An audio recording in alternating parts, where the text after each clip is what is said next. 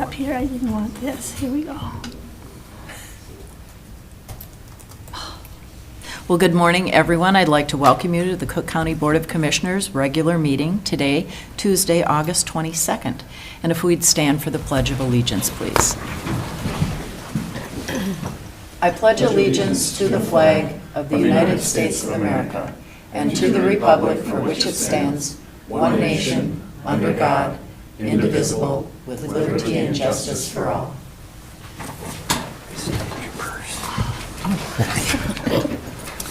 So we're glad that everybody's here on this rainy morning, but we're glad to have the rain. I just wanted, as we get started, to note that there's been a request to adjust the agenda.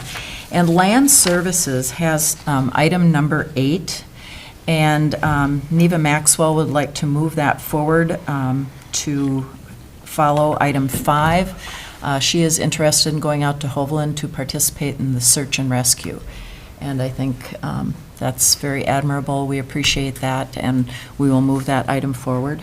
Are there any other adjustments to the agenda? Not an adjustment to the agenda, but I want to publicly thank all of the people that have been scouring Hovland, the woods, looking for Denny. I mean, it's been probably pretty miserable going through wet brush, and you can't see anything. I mean, we know what that woods is like, and so the turnout has been phenomenal. And we have search and rescue private people, we have fire departments, we have law enforcement agencies, and then from Lake and St. Louis County also have been there. So let's hope today's the day. So. All right. Madam Chair, I'd like to make a motion to approve the agenda as adjusted. Thank you, Commissioner Mills. Is there support? Support. All right, we have support. Any further discussion? All in favor? Aye. Opposed? Motion carries. All right. We have a public comment period. I'd like to remind members of the public that we do have the public hearing at 9 a.m. So comments related to our capital improvement plan, our CIP, will be at 9. But if there are other public comments, any member of the public is able to come forward at this time. Any public comments? All right, if not, we'll move forward to our consent agenda items. We have a number of them this morning. Is there an item any commissioner would wish to pull? Seeing or hearing none, is there a motion to approve our consent agenda? So moved. Thank you, Commissioner Hawkins. Is there support? Support. Thank you, Commissioner White. We have a motion and support. Any further discussion? All in favor? Aye. Aye. Opposed? Motion carries. All right, on to item number 4. So I'd like to speak briefly about this proclamation that we have before us.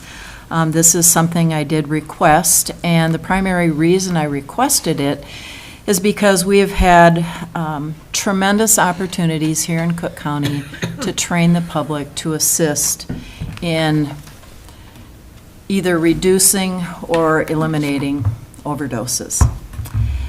And I want to thank in particular Andrea Orist and PHHS for the work that they have done in providing that training to our community. Beginning last winter, we started having trainings.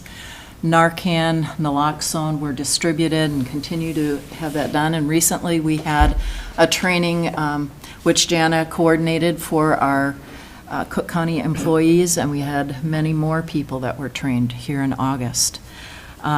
So we're doing everything that we can, and I think it's just important that we recognize today this proclamation. It recognizes this International Overdose Awareness Day, which is August 31st.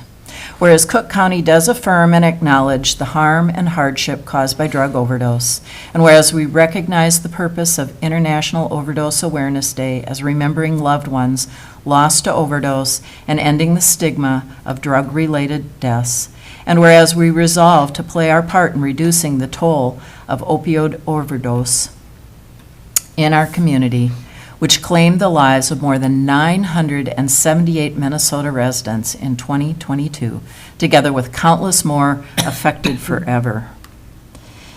And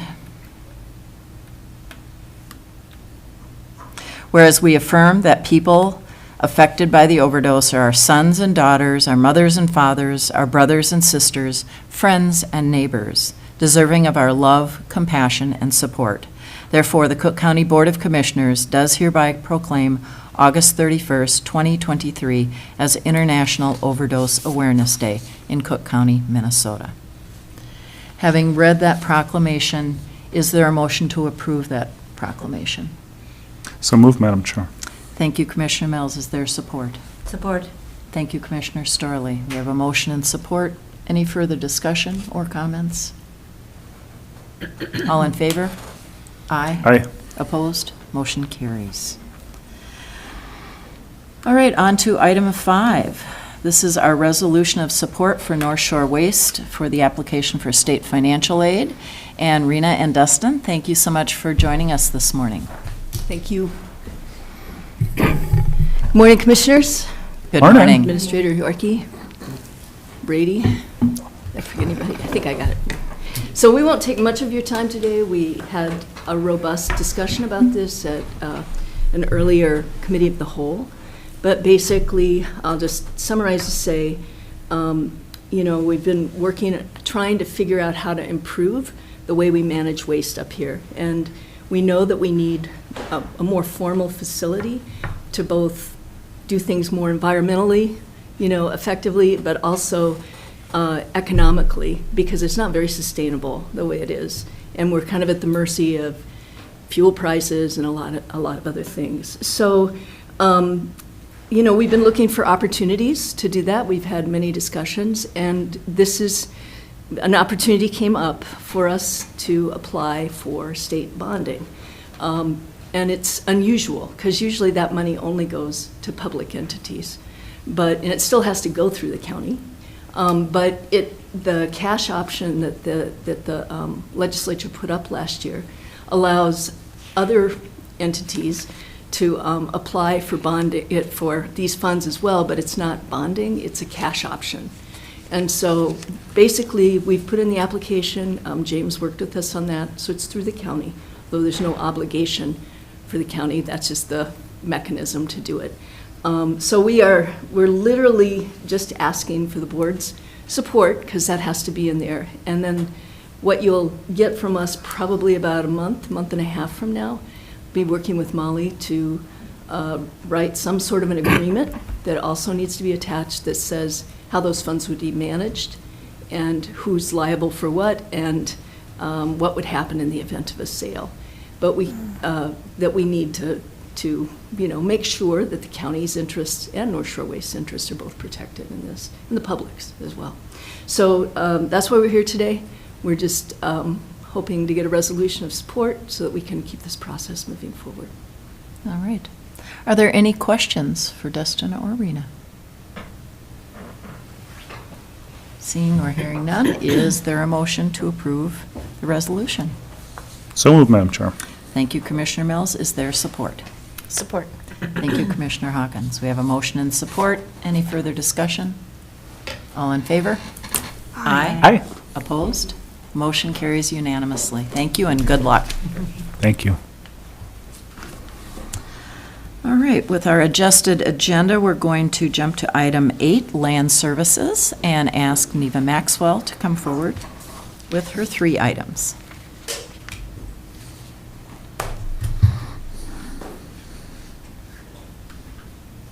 Good morning, Neva. Good morning, Madam Chair and County Board of Commissioners. All right, if you'd like to go ahead and begin to address item A, Western Lake Superior Sanitary District Agreement.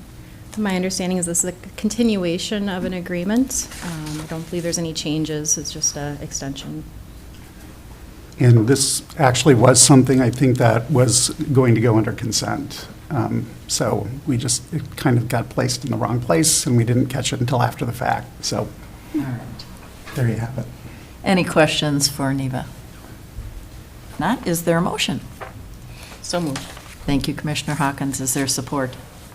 Support. Thank you, Commissioner Storley. We have a motion and support. All in favor? Aye. Aye. Opposed? Motion carries. Item B, North Shore Land Company Conditional Use Permit and Discretionary Environmental Assessment Worksheet, or an EAW. Yes, so this is an item that was recommended to you from the Planning Commission at their August 9th meeting. It is a complicated item, so I recommended to you that it might be tabled for this meeting and be reviewed at your next meeting in early September, because I think it will require a good bit of discussion. But it's obviously to your pleasure, so I'm happy to answer questions if you'd like. Otherwise, I wanted to get the information out to the public as soon as possible because I knew that there was interest in this item. And there's a little bit of a gap sometimes between the Planning Commission meeting and the County Board meeting. So I felt that putting this on this agenda would at least put a record out there for people. All right, thank you.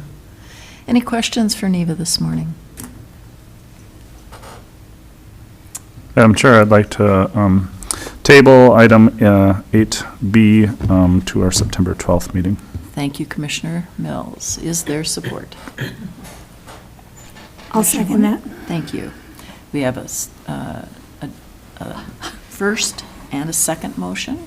Any further discussion? All in favor?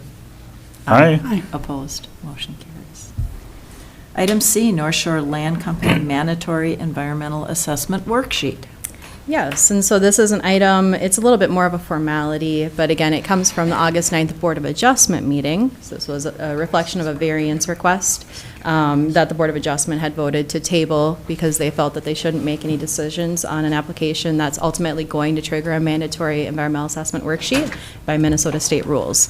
And so again, I felt that this it's related because it is the same property to item 8B. So I felt it was appropriate also to table this. But again, it is a bit more of a formality. The board doesn't technically need to issue a resolution for mandatory EAWs. All right. Any questions or comments for Neva? If not, I'd entertain a motion. Motion to support. Thank you. We have a motion to table the item to September 12th. Is there support? Support. Thank you, Commissioner Hawkins. We have a motion and support. Any further discussion? Point of clarity, it's a motion to table? Yes, Is that- it's a motion to Okay, table. thank you. Correct.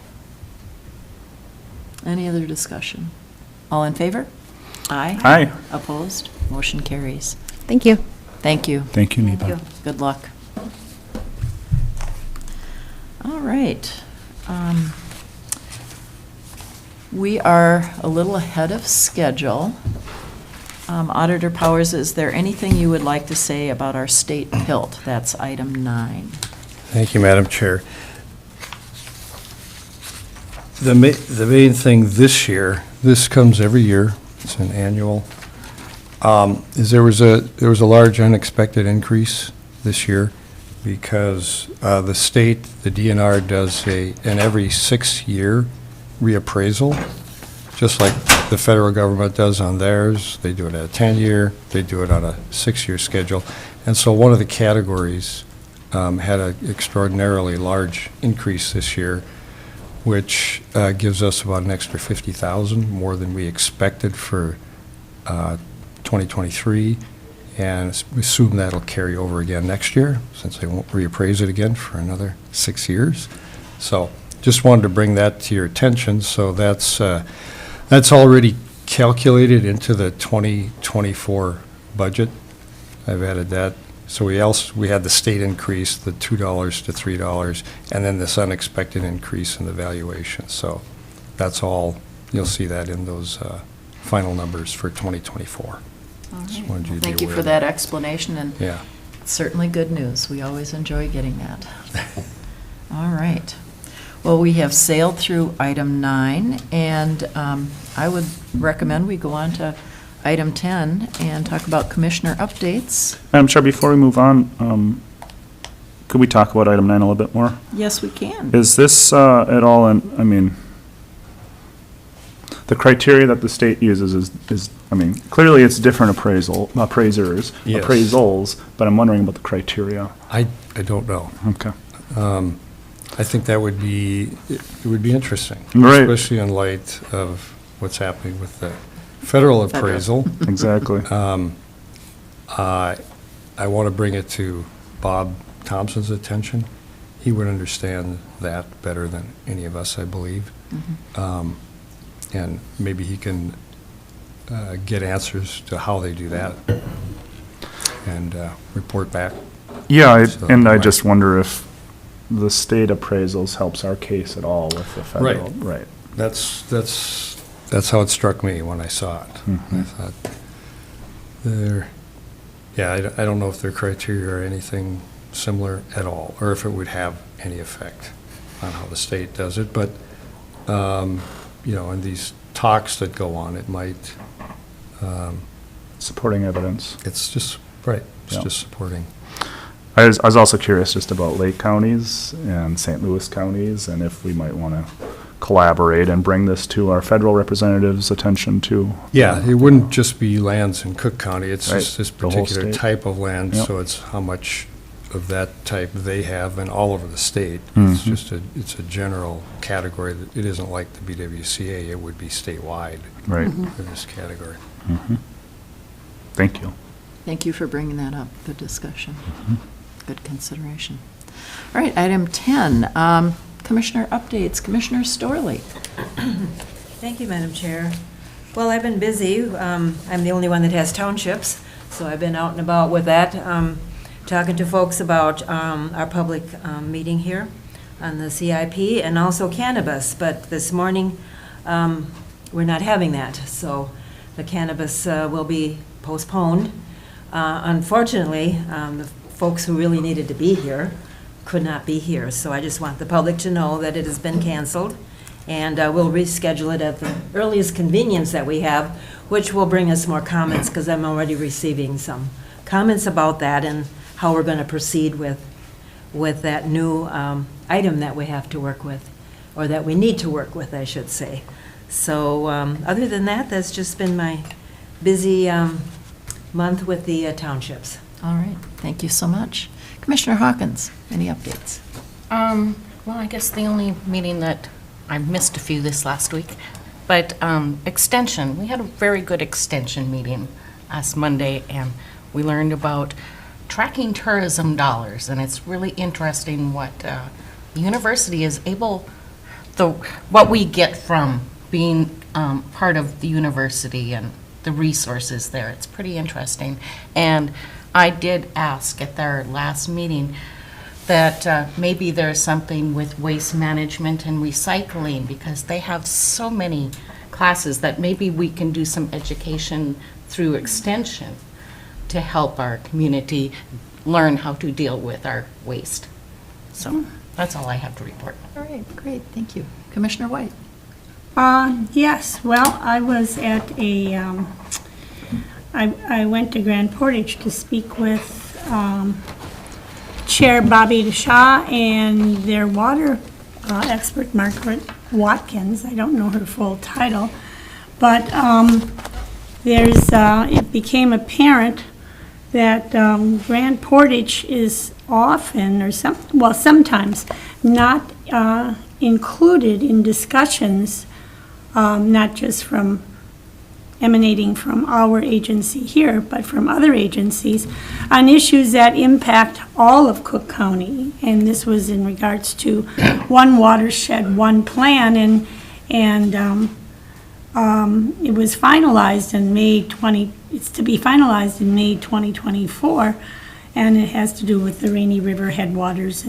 But Grand Portage, and I think it's something we need to be aware of as a board, is that they are part of even though they are a sovereign nation, they are part of this community, part of this county, and they have a lot of information. We share the same resources, we share the same road, and so they should be better informed about what is going on around here. And then there was there's the North Shore Management Board, and that was a lot of discussion about the number of VRBOs that they have and compliance issues and how the different counties are working through this. In two harbors, they have kept their number of this is Two Harbors, the town.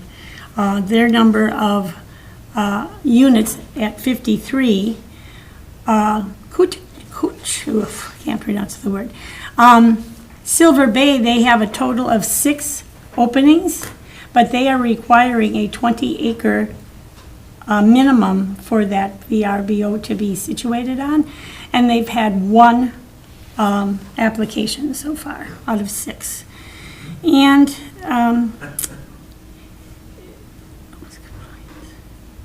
in Cook County, if I understood correctly, we have 320 licensed VRBOs, units that are out for renting during the summer. And we've now hired a full-time person who will manage that, oversee it, and look for people that are not licensed to do this. And that is, tell me who it is. Andrew Beavers. Strategic planning continues to move forward, talking about how to better educate employees, how to better and more efficiently function as a board. Lots of very serious conversations about that. And we have a special meeting coming up.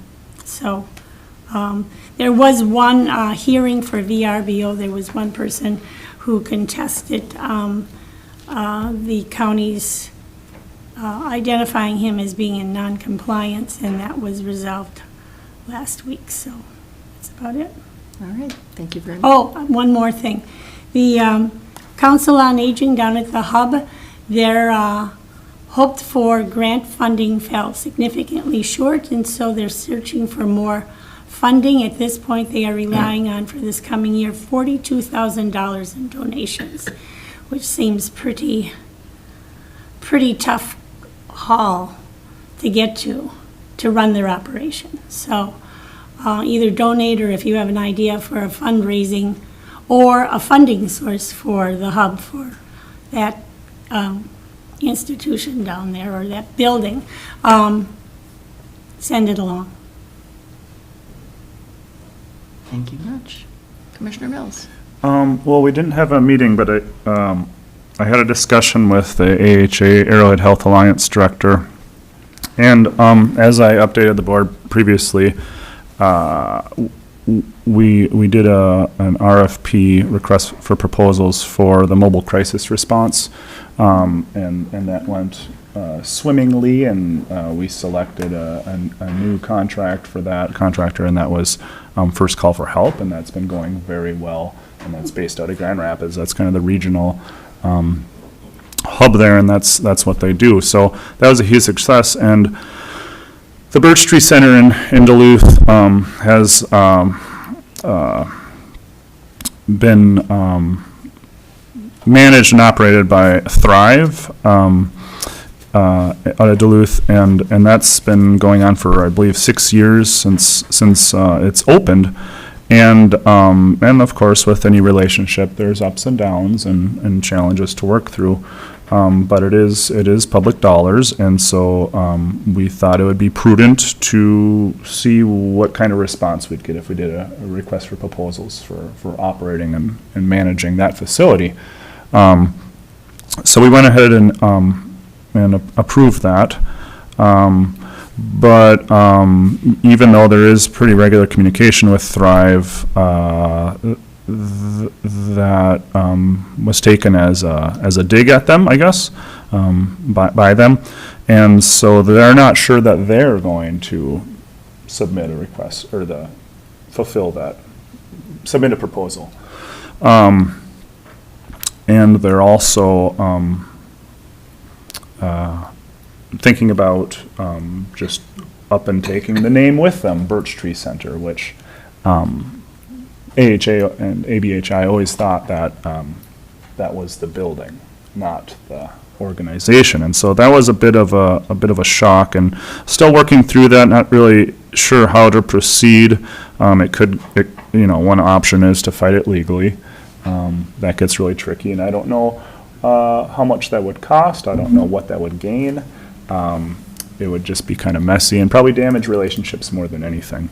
And so another way to look at it is as an opportunity when we do get these other proposals, which there has been significant interest from other healthcare organizations in the region and in Duluth, even outside the region, honestly. It's an opportunity to rename and rebrand. There is some stigma around the Birch Tree Center, and by renaming and rebranding, this is an opportunity to start afresh and to have new management and see how we can work there. Another silver lining of that situation is that this may just create more beds. If Thrive goes and takes their ball and plays elsewhere, that'll be more beds for patients, and because the facility formerly known as Birch Tree, or currently known as Birch Tree, would still operate. So it's a bit of a blow as far as the stability of our mental health facilities in the region. So that makes me uncomfortable, but again, just trying to focus on the opportunity that this creates. It is hopefully a net gain for our region. One of the things I've asked for is very direct and explicit consultation with the tribes in the region to try to have them be a part of that naming process. Clearly, they're part of ABHI, and so they're, well informed with all of those operational decisions for that organization. But I thought it would be a really important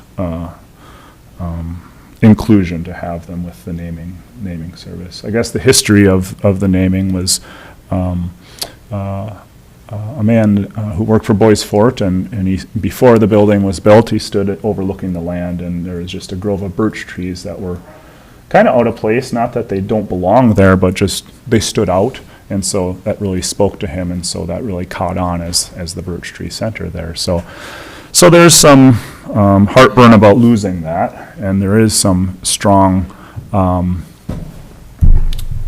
history with the name and significance. But again, just trying to work with what we got and not worsen any relationships and just try to build more better ones. So, but we'll talk more about that at our AHA meeting. I think it's September 13th. But the director is just kind of informing the board right now of what's going on, because nothing's resolved. It's just kind of up in the air and trying to take it as it comes. So.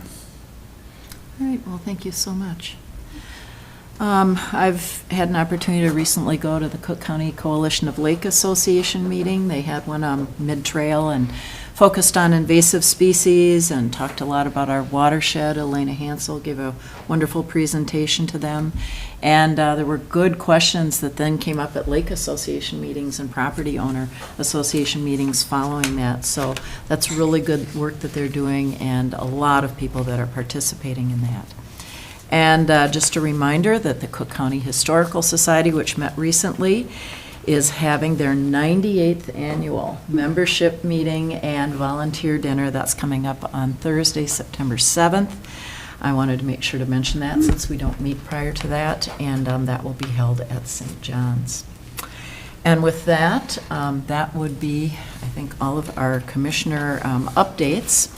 I think what we'll do is take a very short break, and then we will begin our public hearing in just a few minutes. Thank you so much.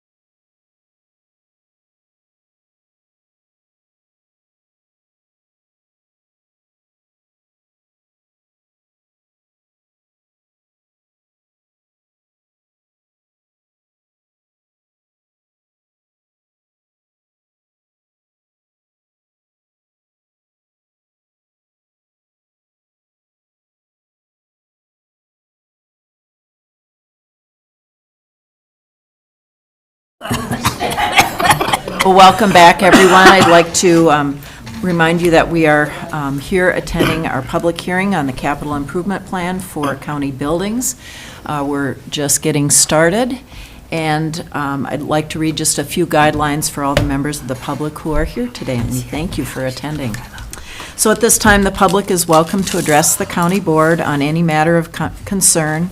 When invited to speak, please speak into the microphone for clarity, sign in, and state your name, address, and exactly what you're addressing. Members of the public may speak respectfully up to 5 minutes, and the public comment period will be approximately 30 minutes. All discussion should be respectful in nature and should be directed at the board.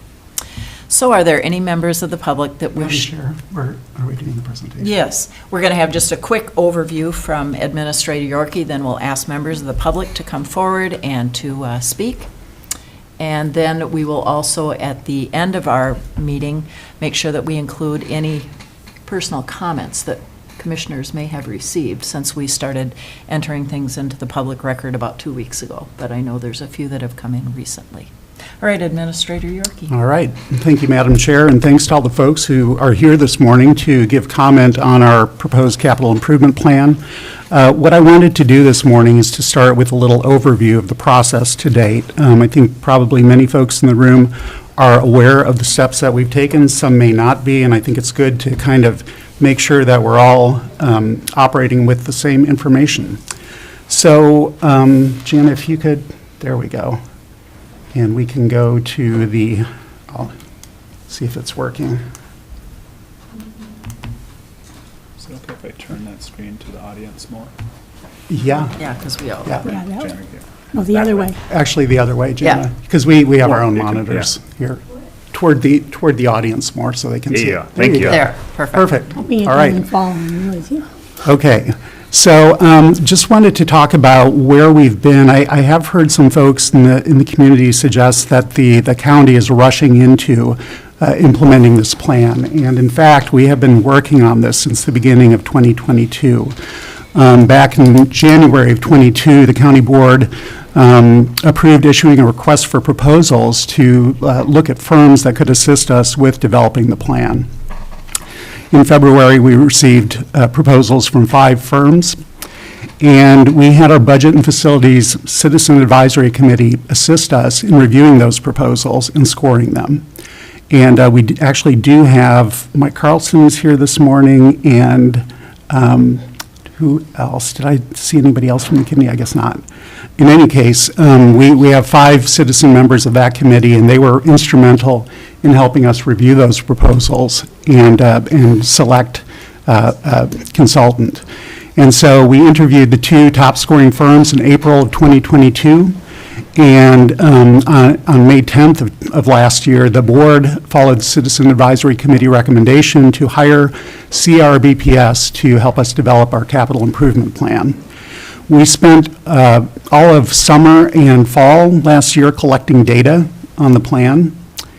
And with that, we ended up with a really exhaustive data set. So we have, there we go. What we have currently, we have photographs of the interiors of all of our buildings.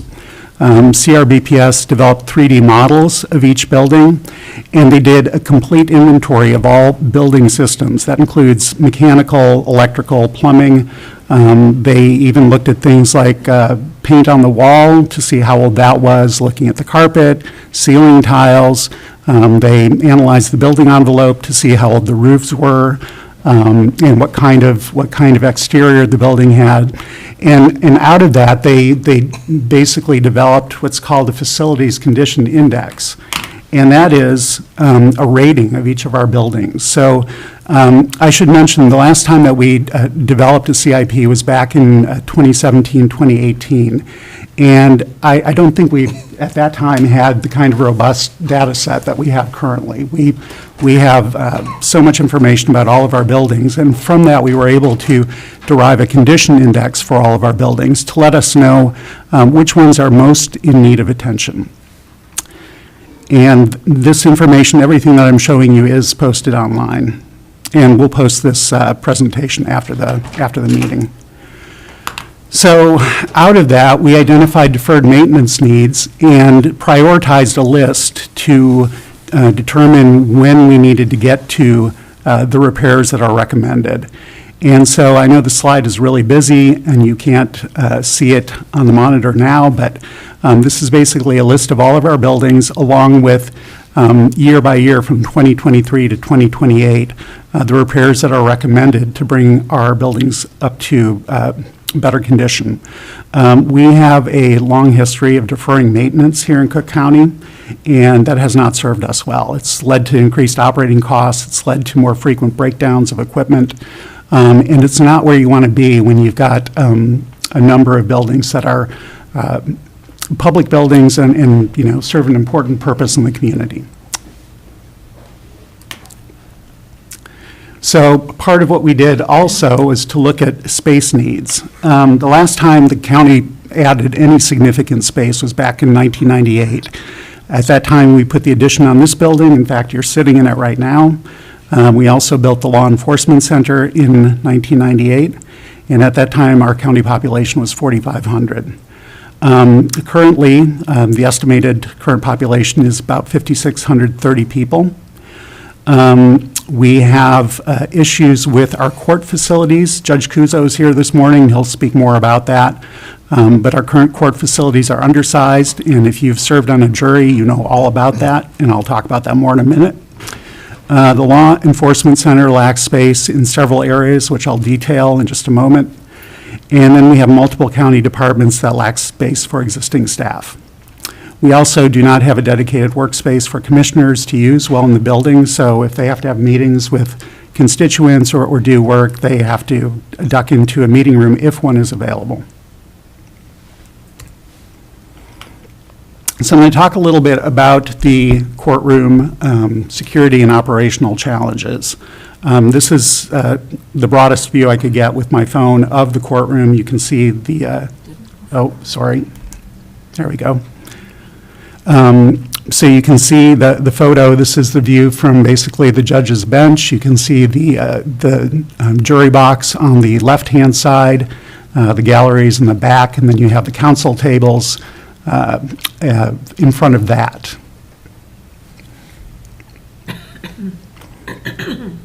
So we do have an issue with, first of all, the proximity of jurors to the gallery.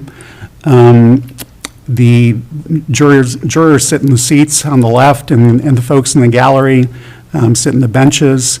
The proximity does pose a security issue. When you have a felony trial going on, for example, you may have associates of the defendants sitting in those chairs right next to the jury box, and that can create an environment where jurors may not feel safe. And it can lead to issues with compromising the process. The next slide you can see, because of the space constraints in the courtroom, we have opposing counsel tables that are very close together, only about 2 feet apart. And so that presents a challenge when attorneys have to confer with their clients. Obviously, they try to have whispered conversations, but with the closeness of these tables, that can be very difficult to accomplish. The other thing to note is that defendants have to be brought in through public entrances. If you have watched court proceedings on television, you'll see that frequently defendants are brought in from a back or a side entrance that is not open to the public. That is a best practice from a security standpoint, and with our current arrangement, we are not able to do that. Defendants have to be transported, in fact, from the Law Enforcement Center and brought in through public entrances. And that act of transporting them presents security issues for the sheriff's office. We do have Sheriff Pat Eliason here this morning who will speak a little bit more about his experience with some of these issues. Next, looking at the jury deliberation room. Again, if you have served on a jury, you know what this room looks like. When we have felony trials, which we've had several of this year, we have a jury of 12 with 1 or 2 alternates. And so that means you are trying to put 13 or 14 people into a deliberation room that can really comfortably hold about 9 people.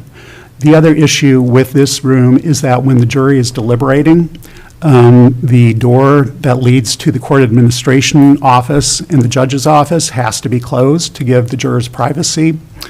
And so during that process, at that time, the judge and court administration staff have to use the public restroom, which again, during an active trial, can pose a security issue. I want to move on to the Law Enforcement Center. We have talked about some of the challenges with this building before. The Sally Port, which is the garage bay through which inmates are transferred in and out of the building, and where they're picked up if they need attention from medical personnel, is too small to accommodate sheriff's squads and also ambulances.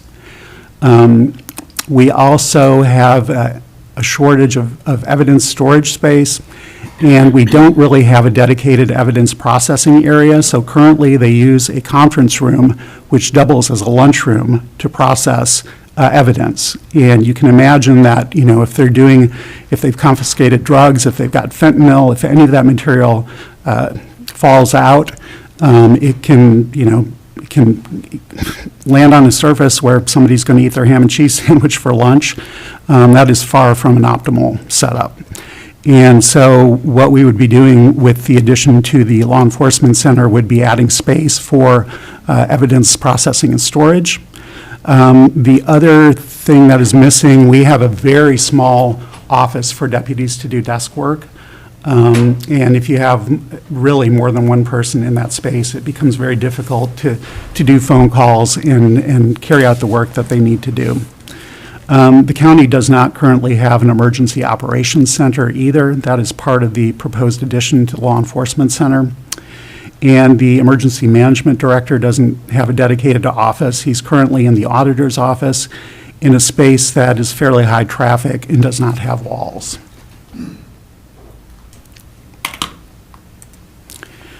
So other departmental needs that we have across the organization, currently our Human Resources Director and our Human Resources Generalist, which is a half-time position, they do not have workspaces. They are temporarily using a vacant workspace, but the workspace that the HR Director is using is going to be filled by a new IT staff member. Public Health and Human Services staff, we've talked about at some length. They are currently doubled and tripled up in spaces that are intended for one or two people. The confidential nature of their work means that if a staff member needs to have a phone call, the other person in that office needs to leave. And that's disruptive, of course, to their work. We also provide office space for the Soil and Water Conservation District. They currently have 4 staff and will soon be adding a 5th. And they are in an office space that could comfortably accommodate about 2 people. And then our half-time public information coordinator does not have a county workspace. He offices at the hospital. And that is a shared position with the hospital. So I want to talk a little bit about the proposed Justice Center. This is listed as option 1 in the capital improvement plan. And there are basically 2 components to it. So one would be on the ground floor adding space for law enforcement functions and emergency management. And there would be then a second floor addition, which would provide a new courtroom, would also provide offices for court administration, the judge, the county attorney, and probation. And you see the red print at the bottom of the slide. This is really a concept. It is not a final design. It just reflects the amount of space that would need to be added. It may not be configured exactly like this. All right. So again, addressing the space needs in the sheriff's office. I think I already kind of just went through this. So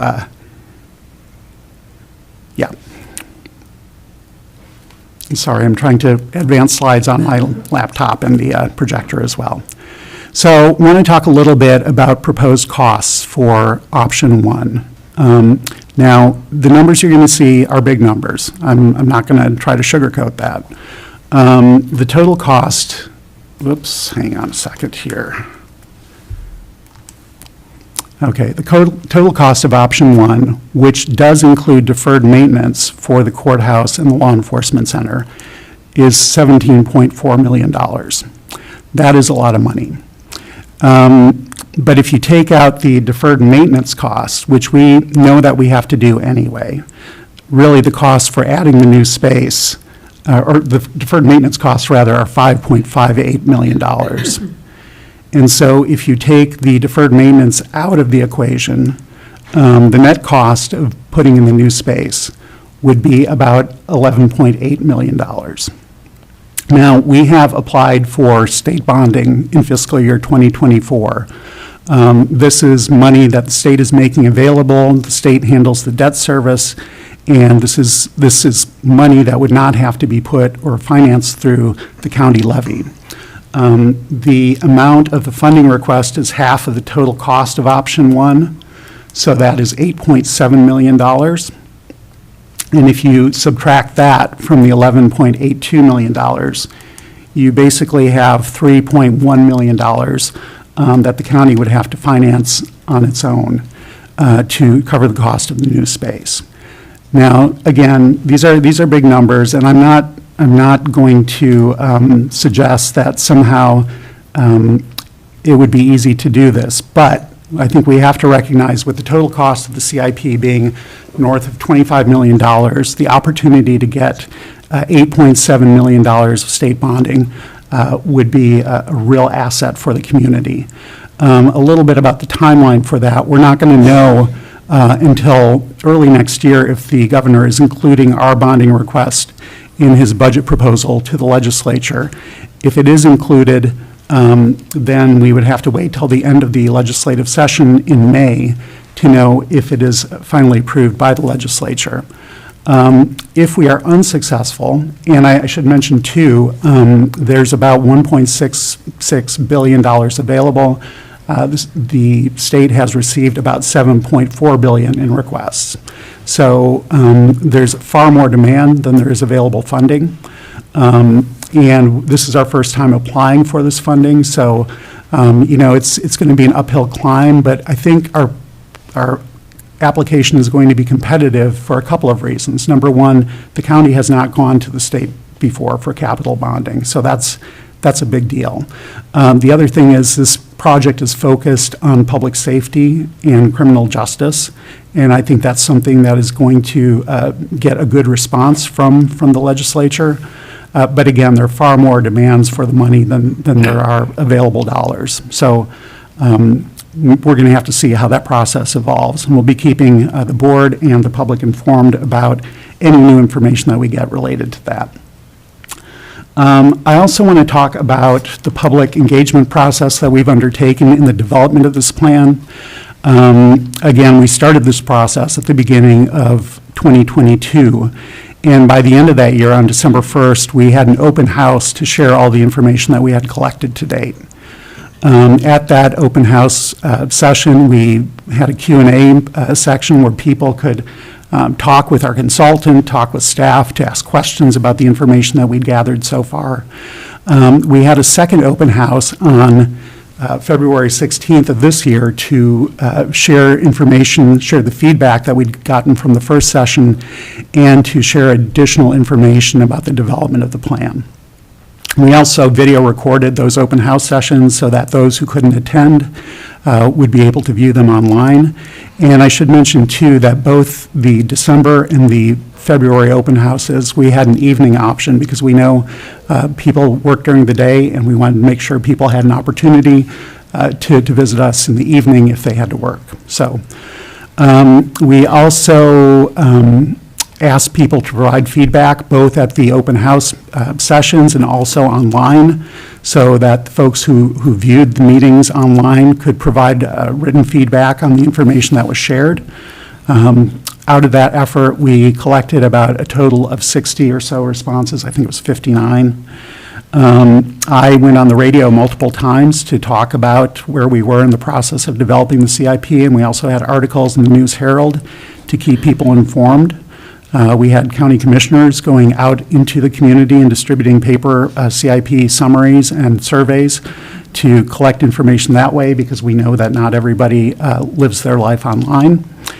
And then we also posted the draft CIP documents on the county website on May 15th of this year, and those have remained available for download. So that is a very brief summary of our efforts to date. At this point, I'm going to stop talking because I know that we want to hear from you. And so as the chair said, your public comments are welcomed. And when you come to the microphone to speak, please sign in and state your name before providing your comments. Thank you. So if any members of the public wish to speak, you can come forward to the microphone. There are a couple of pens there so you can sign in. Want to be first? Thank you. It's always hard to be first. My name is Sheila Blaney, and I live at 84 Flute Reed Road in Hovland. And I'm here to tell you, everybody likes newer, bigger, better, best, right? But conservatively, I'm concerned about that. I lived in Duluth most of my life, go back and forth because I worked there for many years.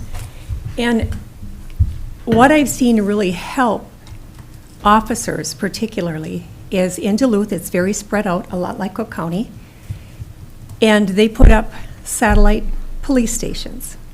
And I think, a satellite sheriff station between, Hovland and Portage and come on down this way and up the trails would really help with response time. And that's one of the things that I'm concerned about is response time in this county.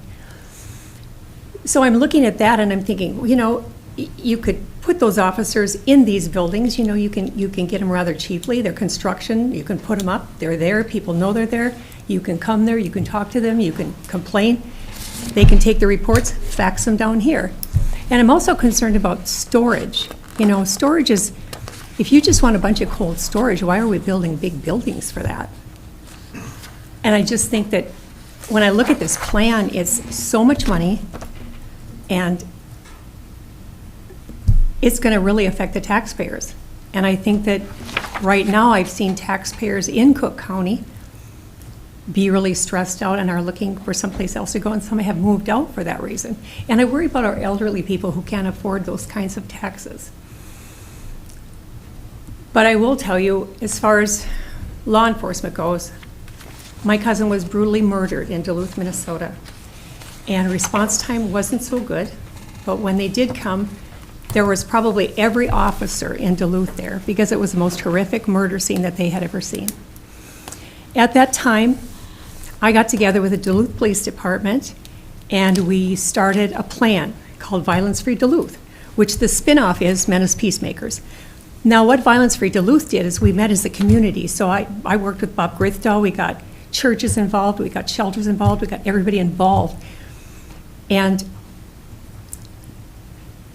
what they did was written down, recorded, and it's the domestic abuse plan that serves our entire nation came from Duluth, Minnesota. And I just think, from my personal experience, response time was my biggest issue. Now, you have a lot of domestic disputes going on up here, and the response time really needs to be cut down, in my opinion. But I think when you look at this, I think it's not, I think it could be downsized, and I think it could be more conservatively done to protect all of the taxpayers in this area, because we're the ones that have to pay for this. So that's my concern, a response time for the police, as well as spending so much money on, if we put up more economical storage units, we would have more dollars to fund this, because like you said, this money has to go a long ways. There's a lot of buildings that need to be repaired, and there's a lot of things that need to be maintained. So I guess as a taxpayer, I'm asking you to just perhaps think outside the box a little bit on how we can cut these costs down. So I am going to log out of here and write my phone number. Well, thank you so much for your remarks. We appreciate your time today. Thank you. Are there any other members of the public that wish to speak? Please come forward and sign in with your name and address.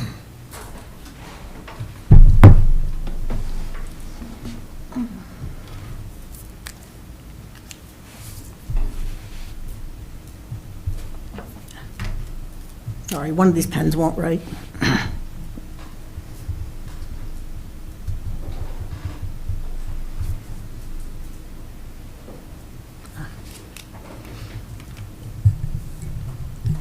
My name's June Tavikram. I live at 332 South Shore Drive up at Devil's Track.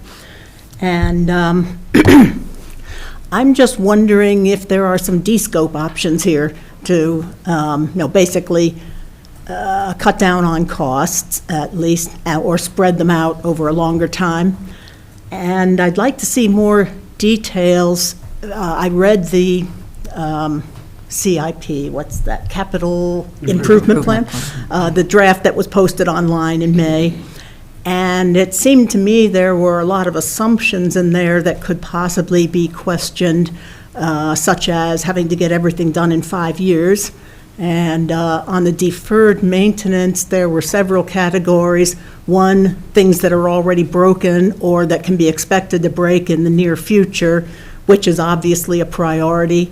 But there were others like, condition of carpets and temperature control in some of the rooms, things that, or walls needing painting, stuff that was identified as interfering with function, and I would kind of question that. I mean, I can live in my house with old worn-out carpet, and it doesn't mean that I can't do the things I need to do, and I'm not sure why that would have to be a priority for other buildings. That it's more of an it would be nice category. So that's one thing. The other is I'd like to see more details or hear from the sheriff perhaps about the needs of the law enforcement center and the courthouse, and why some of these security risks in the courthouse would have to be addressed by a whole new addition to a building. You cited in the presentation things like having the jury box so close to the gallery, and I'm wondering, well, there was a railing there, you could put up a panel of bulletproof glass from that railing to the ceiling if you're really worried about somebody in the gallery. And things like council desks being too close together, why not put a partition between them? So I just wanted to see more details about the necessity of some of these things. Well, thank you very much, June. We appreciate your remarks. Are there other members of the public that wish to speak?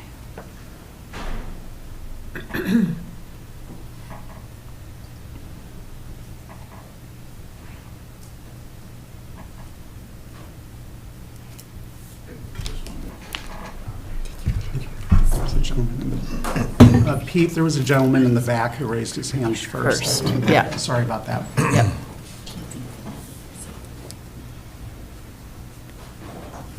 Morning. Stephen Skeels, 1480 Devil Track Road. I've exchanged emails with James. I've had some conversations with some of the other commissioners. I guess I hear a lot about affordable housing being a top priority, and then I asked a simple question: what's the impact? What's the tax impact with this plan? And I've been told we don't know what that is. Seems to me we should know what the tax impact is going to be before we decide that we can afford it. Now, it is going to come at increased taxes, which is going to increase the cost of housing, which is going to increase the cost of living, which is going to increase the cost of running a business. And I think that the commissioners need to understand what those costs are and that impact, because you represent the citizens that are going to have to bear the brunt of that cost. And it seems to me the only people that get direct benefit, because I'm not seeing anything in that presentation that shows me that I'm actually going to get better services or additional services for my tax dollar, right? So I'm going to spend more tax money, not get any more. So the only people that net benefit out of this are people that are working in those offices, which I don't begrudge them of needing a better space, but it's like, can we afford it, and does a general population within Cook County understand what the tax burden to them individually is going to be? And that's my comment. Thank you very much, Stephen.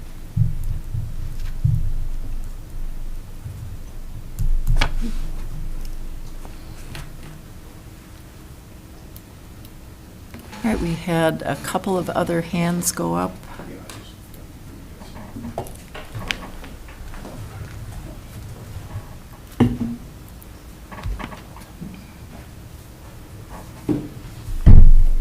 I'm Pete Kavanaugh, 215 Second Avenue West.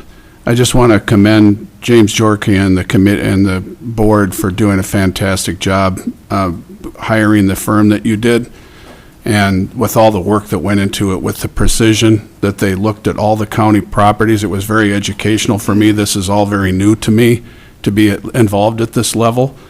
There's much that I don't know, but I do appreciate the research that went into the, helping us make future decisions and make decisions that are based in facts and evidence-based.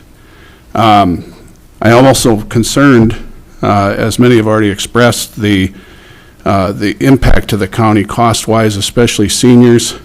For me, I share a different viewpoint. I think as we support the community, it's important for us as community members not only to look at our bottom line, but to support those people that are also out there working hard for us. And also not kicking the can down the line. One of the things in my mind that's so prominent in my memory is when Brady Powers pointed out how every 5 years we have to do these astronomical increases in our tax base because we keep kicking the can down the road. And we just can't continue to use that strategy. We have to make responsible decisions, and I understand that that's going to impact community members. But we have to, as a community, I believe this strongly, we have to sometimes sacrifice for the growth of the community and work for the betterment of the community. And so that's my sentiment, and but I look forward to learning more and open to listening to a lot of different points of view. It's just, I'm grateful to be a part of the process and for all your work to make this happen. So, thank you. Thank you so much.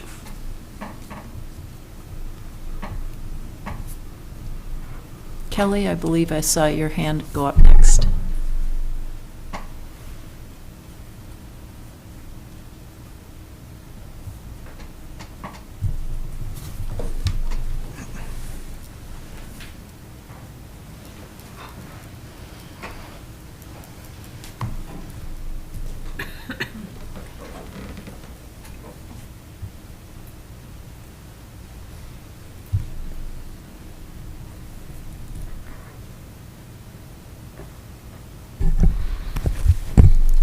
Kelly Berg, 66 Island Road. I just have more questions and comments. I'll start with, first of all, I want to know what would happen if we don't get the money from the state.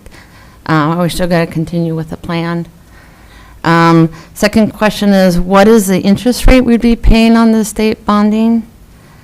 Second of all, I don't believe it's a good timing for the capital projects with interest rates at an all-time, not an all-time high, but one of the highest interest rates periods we are. I prefer to hold off on some of the projects so interest rates are lower. Also, it's been pointed out, we can't keep up with the maintenance on our current buildings, so I don't know how adding more buildings is going to cause an increased burden on maintenance down the line. Let's see, ask the questions. I also believe that we can be more, working here at the county, I believe that we can be more creative with our office space, with working from home, sharing office space. I don't believe, I think we could utilize that more, be more creative. I believe that's all. All right, thank you so much. Appreciate it. Are there other members of the public that wish to speak this morning?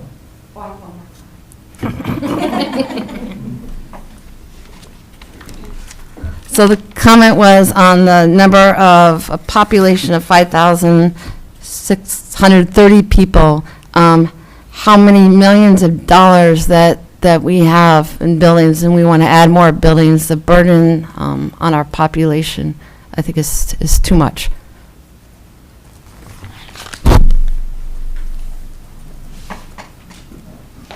there's nobody else waiting, I just have one more comment. Thank you, June. Again, June Tavikram, 332 South Shore Drive. This is more of a question, actually, than a comment.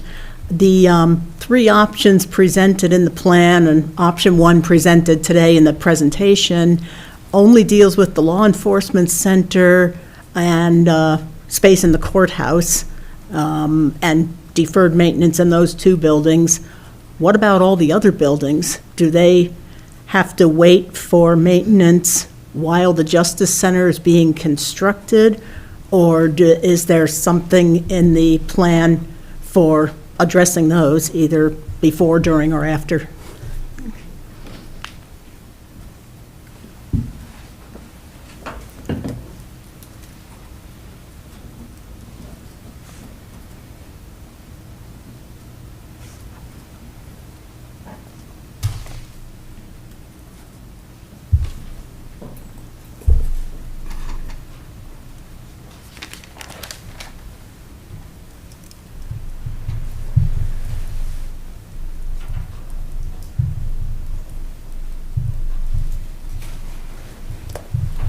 Arvis Thompson, District 4, Colville. Interesting to see who showed up today, isn't it?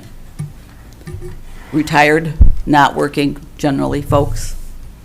Our young people really need to get an opportunity to come in and speak to you. They're the ones who are going to face the burden, and somehow I don't know that, I know we've tried evening meetings. Perhaps it's time for one more before we make a decision on this kind of dollars. How was this project presented to the staff who sat on the team?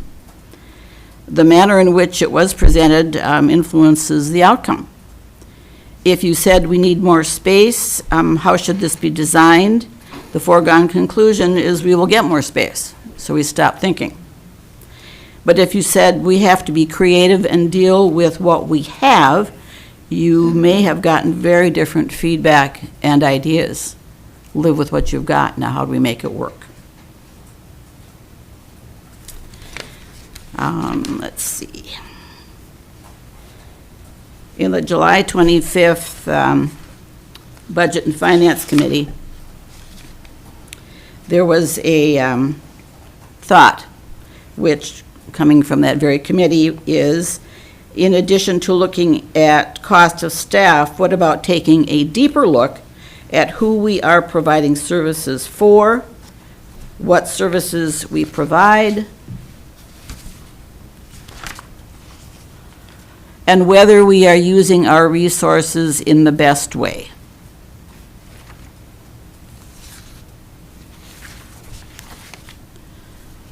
Let's see, and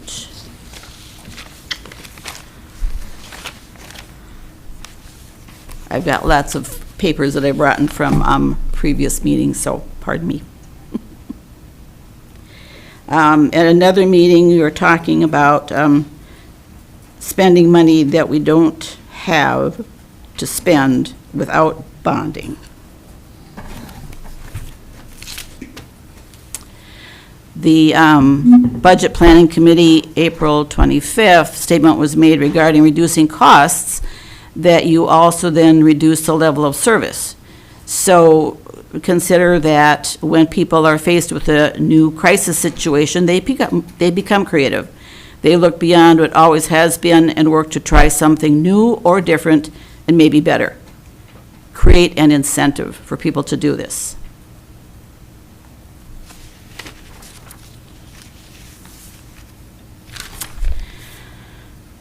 In the plan, there is an upward adjustment to be applied to the cost figures for each quarter, or I believe it was quarterly, that the project doesn't happen.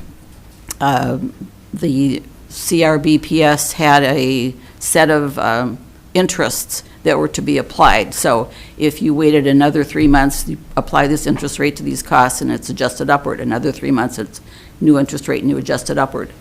At the rate that we're going, these numbers were created back in 2022. We're already in the middle of 2023.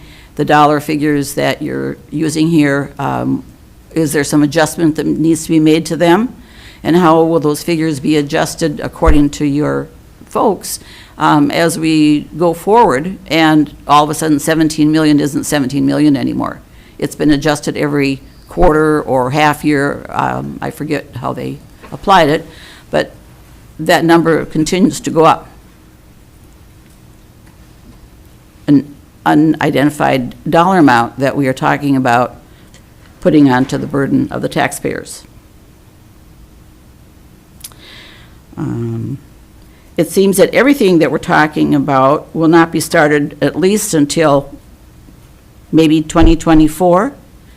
And then we're talking about, what, putting out RFPs, actually creating the plans that we need in order to move forward. So are we looking at 2026 before we turn the first shovel of dirt? Or what's your expectation as to when this may actually hit the ground running?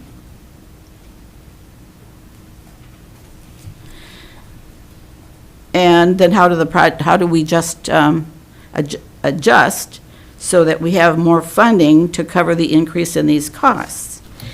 If you did option one, where does the money come to lease the space and move the staff and the equipment while you're building new buildings? What are those dollar figures? Those are not disclosed anywhere, and probably because they're numbers that are very hard to come by. Where are you going to put a courthouse staff? What are you going to rent that you can afford to rent for a year or two while you're building? And then you've got new buildings, now you have to furnish it. And you've got increased staff in this plan in a number of different places that I believe was up to 5 people that you're suggesting are going to need to be hired.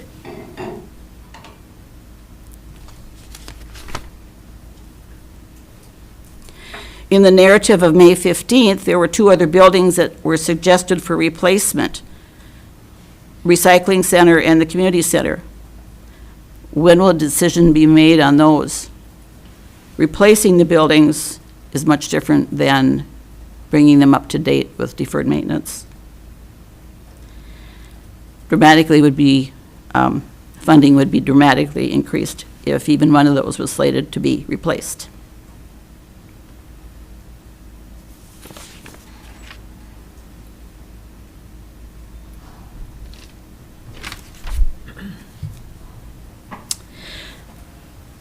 You play with these numbers like they're monopoly money. And if you make a mistake, you can't buy your way out of jail. Once you head down that path and you find that the building didn't go as you planned, that there was bedrock where there shouldn't have been, that there's water that you didn't expect, now how many more millions of dollars are we talking? What kind of guarantees, if there are any ever, can be put into place to be sure that we don't saddle ourselves with many more millions of dollars than the 3.2 or so that you were suggesting? As Mr. Mills said on August 8th at a commissioners meeting, take things slow and do a good job. I think that's a healthy piece of advice for all of these projects and plans. Thank you. Are there other members of the public that wish to speak this morning?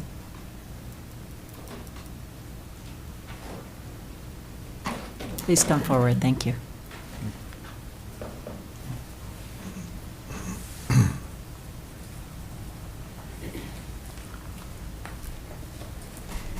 Diane Greeley, 760 7th Avenue East. I hate public speaking. But one of the things that seems to be a buzzword in this county and other places is carbon footprint. And just the need. Do we need more? Do we need to see if the law enforcement building will hold another tier on it? Is it built for that? Was that even considered? Does that mean that there's more money that needs to go into the base of that law enforcement building? Just from a building perspective. And this gal right here, spot on. I agree with her totally. Everything she asked, said, I hope has been considered. And I really hate to add more of a tax burden to our children, who are now adults, but they're working hard, so they're not here. But I just want to be a voice for them. We have a lot of folks that are hardworking folks, and they want to stay in the place where they were born and raised. So let's not tax them out, okay? Thanks. Thank you, Diane. Are there other members of the public that wish to speak?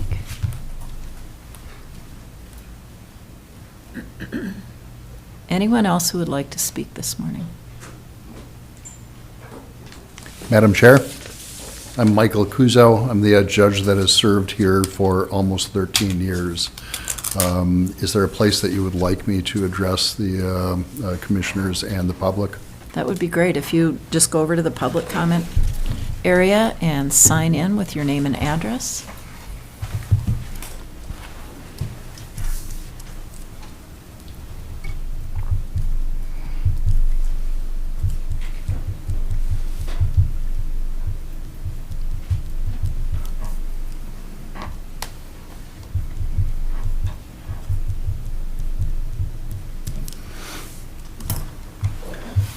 I've made myself available today at this meeting just because, having served in this courthouse for almost 13 years, I've got a bit of a historical perspective. I can address some of the things that came up during the course of the presentation that was given by Administrator Jorke, perhaps even touch upon some of the questions that were raised by some of the public members at this meeting.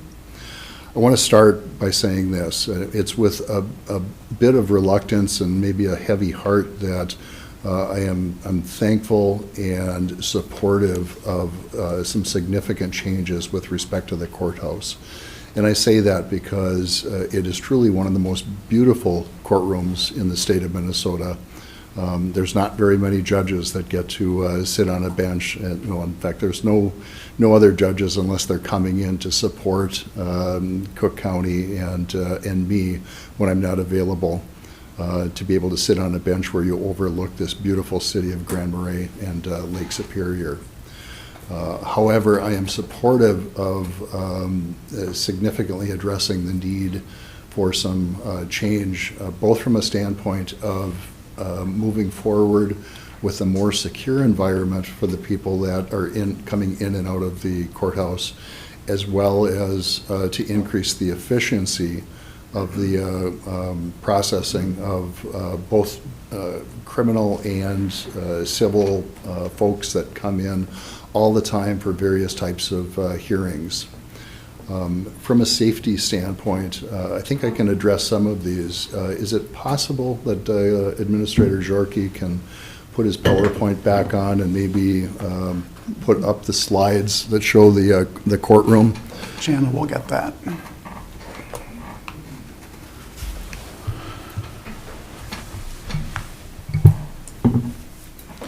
And as you're working on that, I was taken back by one of your public members that was concerned about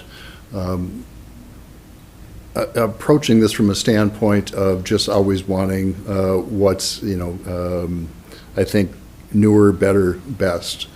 I've never been in favor of just trying to get the newer, better, best just for the sake of having that. I have certainly advocated for changes that are truly necessary because I recognize that changes can be expensive. It was with that approach that I was significantly involved in what's now a courthouse that's being constructed in Carleton County. From 2020 to 2022, I was serving the 6th Judicial District as Chief Judge of the district, and in that role was very active in helping Carleton move forward with the construction of a new Justice Center. That Justice Center is under construction, and it is truly because of the focus that we spent looking at safety issues, critical safety issues that needed to be upgraded, as well as looking at the need for the upgrades from a financial standpoint because of the significant maintenance work that needed to be done, and comparing the comparative cost of continuing to work in a building that's, I think, over 100 years old in comparison with what can be accomplished by having a more efficient system with a new construction of a new justice center. Looking at our current setup, if you take a look at the jury box in the left, I mean, the first thing that I notice as I look at that is you see a chair in the lower left part of the jury box. That's the 14th chair in the jury room that is used during jury selection in a felony case. Felony juries are juries of 12 people. And typically, because felony cases have a tendency of being a bit longer, it's not unusual that at least 2 alternate jurors are selected to hear a case. And in fact, in the recent murder trials that I was involved in, which were venued in Cook County because Cook County is the place where the body was found, the first of the murder cases was held in this courtroom. The second was held in Duluth because I had changed venue because of the amount of publicity that particular case had received as a result of the first case.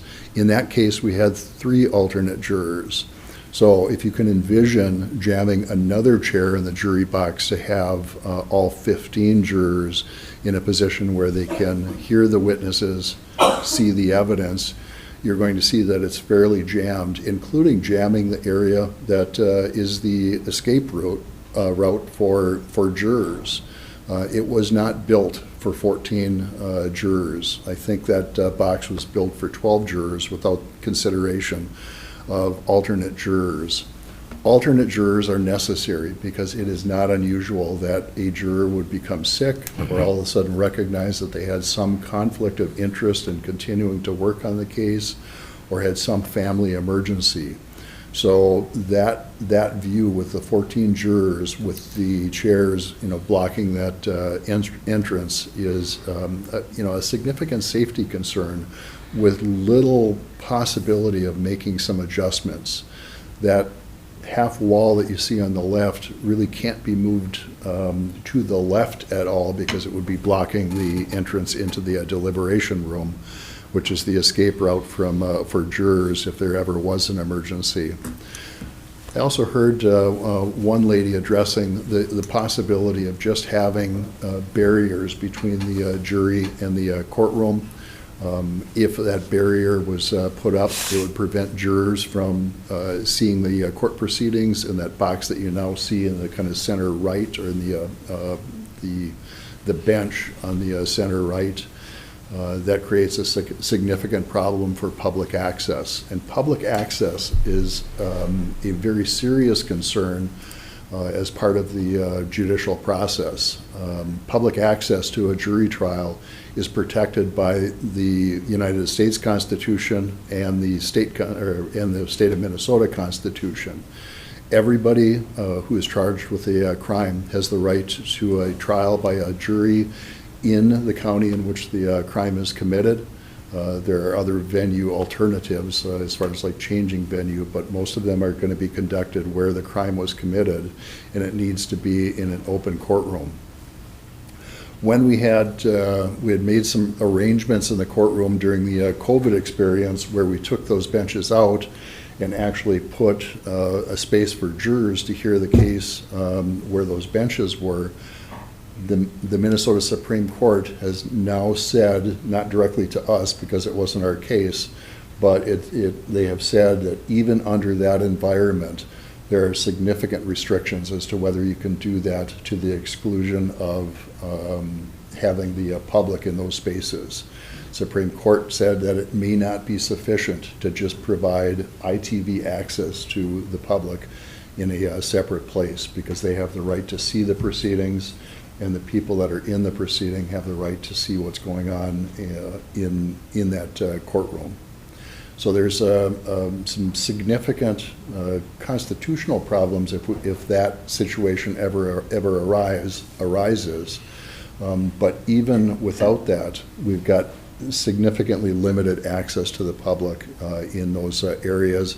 That's why they are jammed up right against the jury box. If you go back to the previous slide, if you take a look at the benches that are provided for council, I think the suggestion was to, put up some barrier between the two. That can't be done from a standpoint of the fact that courtrooms are supposed to have this open environment, so everybody can see what's going on in every location and can hear what's being said, with the exception of conversations that might be held between a defendant and their attorney. But still, during the course of the proceedings, they need to be able to hear what the attorney is asking or what the attorney is objecting to, and that prevents having that barrier that was being suggested. So under all circumstances, this courtroom is not as large as is really necessary to have a safe environment for those that are participating, and an efficient environment where those are participating. You can move forward to the deliberation room. And I'm just going to ask, how many of the people here have served on a jury in that deliberation room? Give me a couple. So at least two of you understand how small that deliberation room is. It's not bad if it was a misdemeanor trial where there were 6 jurors sitting in that space, but if you put 12 people to deliberate over an extended period of time in that small space, or 14 people to be jammed in there while the case is continuing to be heard, it's just incredibly tight quarters. The response by the jurors that are sitting in there is always to open the door to court administration, which immediately results in a decrease in the efficiency of the administrative staff, because everybody wants to get a tour of court administration and interact with the court administrators. And in almost every jury trial, when you've got people sitting in there as they come in between breaks, they've always opened that door. They need the judge to be the big bad guy to say, hey, you need to keep this closed so our court staff can operate efficiently. The reason that door gets opened is because it's just an inefficient space to proceed. Are there other courtroom views in that? James? Those are the only ones that we have, Judge. Sorry. There's a restroom in the jury deliberation area. That's the only restroom that's available to the judge and to court staff if at any time that is a secure area. And one of the reasons it's important to have a secure area is that, we're dealing with people that aren't real happy with, a judge or court staff. That's why there is almost always access to a restroom for court administration and for the judge. That disappears every time you have a jury trial or when some meeting is being held in the deliberation room.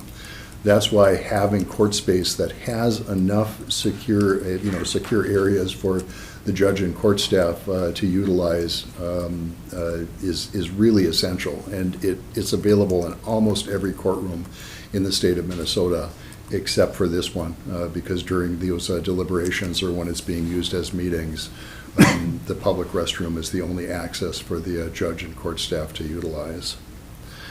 Other safety issues.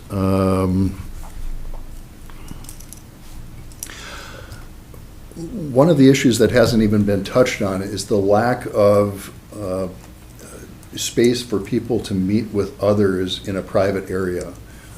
For attorneys to meet with their clients, for advocates to meet with the person that they're advocating for in harassment restraining order cases or domestic violence cases.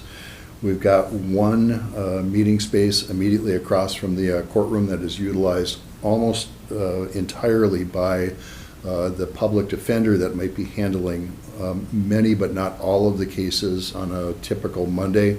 There's one public meeting space at the top of the stairs that you have to sign up for in advance in order to have it available. And if you have, three attorneys that have come up with 3 different clients, they don't have private areas to meet with their clients. When you have domestic violence cases, requests for an order for protection or harassment restraining orders, you've got people in the courtroom that have very serious adverse positions. To say that they don't like each other is typically an understatement because of the nature of the requests that they're making. But yet, very often, they end up in the public area waiting around until they have their opportunity to be heard in court, rather than having a secure area where they can be meeting with their advocate or meeting with their attorney. That creates a significant safety risk. I think more than any other area, the biggest area of potential concern as far as safety, security risks, are family law cases and domestic violence cases and the request for harassment restraining orders. Instinctively, you might think that it's the criminal cases, and certainly there are certain criminal cases that do carry a significantly high risk. But the family law cases often are the highest, have the highest level of parties that have animosity towards each other and carry the greatest risk of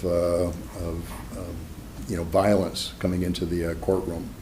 And those are the areas that we don't have enough public spaces to allow advocates and attorneys to meet with their clients.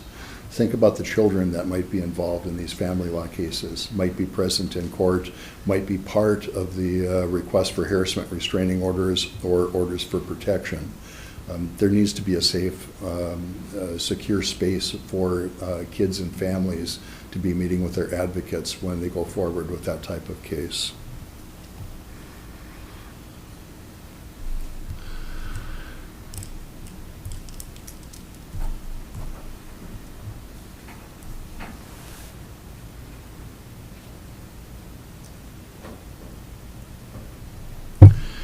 One of the things I haven't, somebody else touched on, I think it might have been Administrator Jorke, as far as addressing the transportation of defendants into the courthouse and out of the courthouse is a serious problem in this courthouse, because you are transporting the defendants into a public area.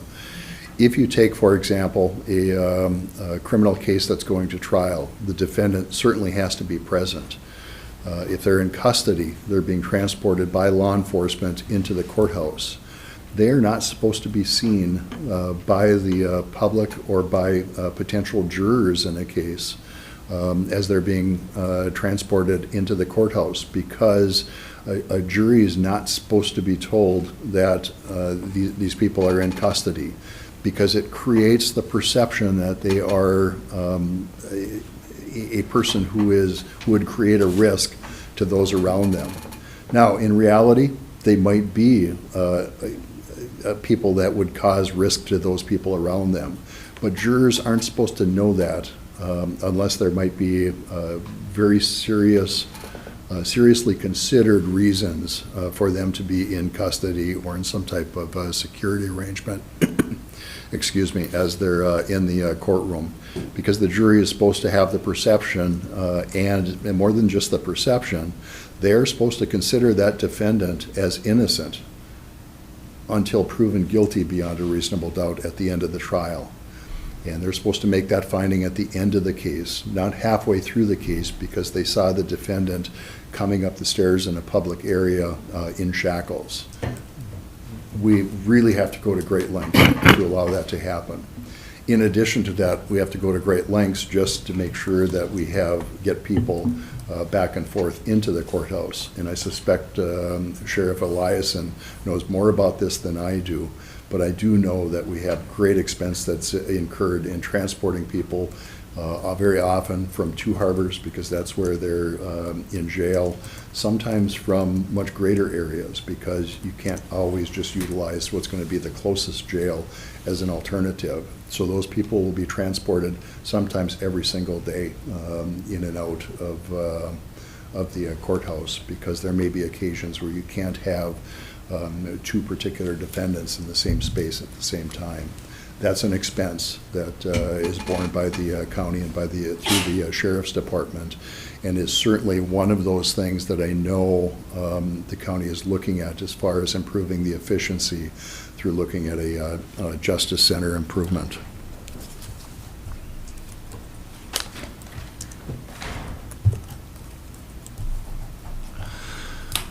The last comment I have will just kind of address some of the concerns about potentially putting this off for a period of time. And I'll preface it with this. I am not a financial expert. I'm not trying to be a financial expert. I'm just simply going to make a comment based upon my experience in working with the groups that helped to establish the development of the Carleton County Courthouse. It's always smart to look at things very, very carefully. It's smart to consider things like interest rates. But the other thing that you have to take into consideration is that very often, if you look at projections, building costs are going to continue to escalate and have escalated significantly over the past several years. In Carleton, I know the Carleton County Board was able to secure a contract that had a cap on it, and it wasn't going to change regardless of what the building prices were able to or may have changed during that period of time. So even if interest rates go up, delay may at some point result in a lowering of interest rates, but you need to weigh that against what the potential increase of the costs would be if you looked at this project 2 or 3 or 4 years down the road. I'm also here to answer any questions. James, if you think that I missed something that we've talked about before that would be important for the public to hear, I'm happy to address your questions, questions of any of the commissioners, or if there's something that you think I should respond to that was raised by the public, I'll take a stab at what I might be able to offer there. Given the fact it's a public hearing, and I believe we have other people that are desiring to speak, I would just say that we appreciate all your comments and remarks and your reflections, and thank you very much for that. And we know how to get a hold of you. And Madam Chair, thank you very much for giving me the opportunity to be here. Thank you. Are there any other individuals who would like to speak this morning?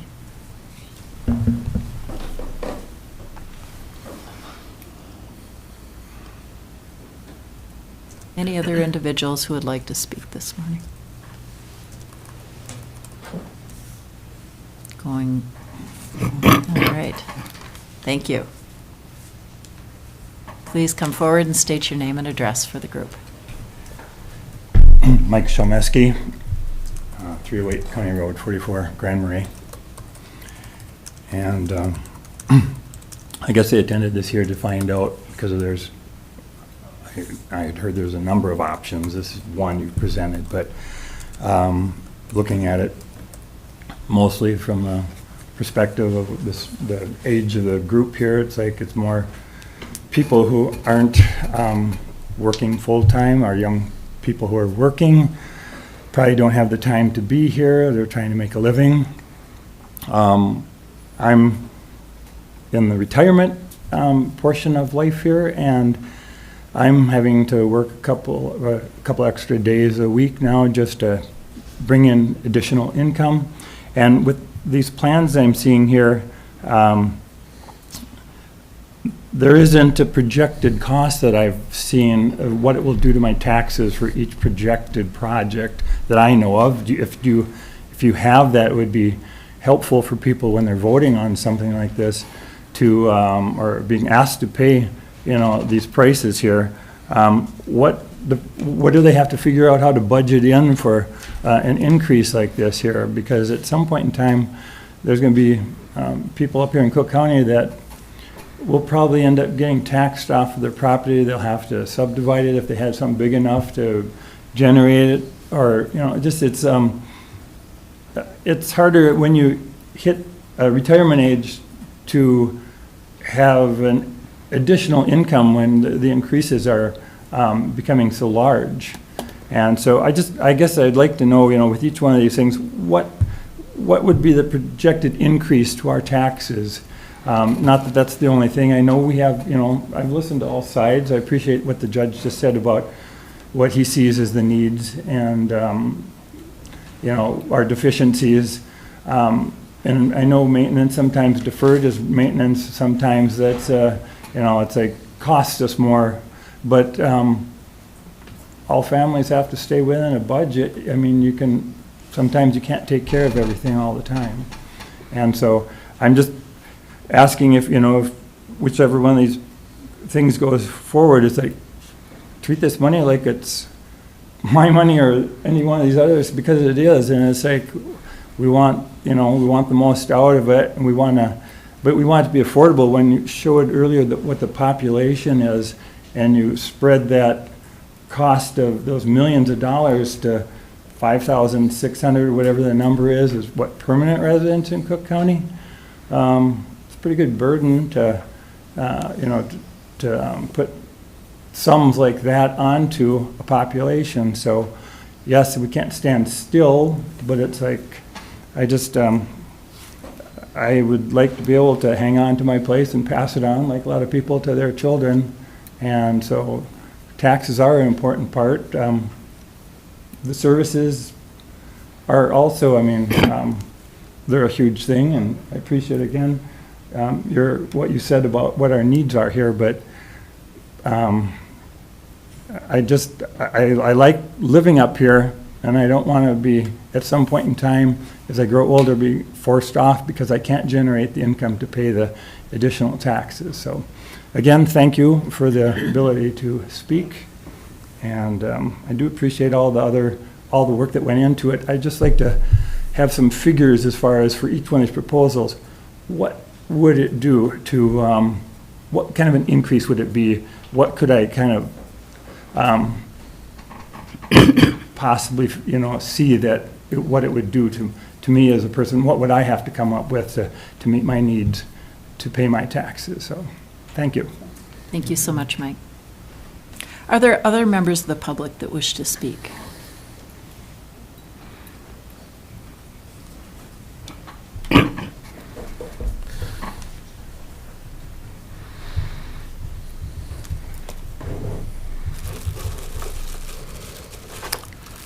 Hello, I just wanted to come in and say a couple of words. I am an employee that works in the courthouse, and my office, we are fortunate enough that we have the spaces that we need. However, because of that, we have an adjacent office that has been asking us to give some of our space up for their needs. So that's one of the issues that I have in my office. And then another issue is that we are constantly working on trying to get the temperature right in the summertime. We're falling outside of the OSHA recommended temperatures, either above it or below it.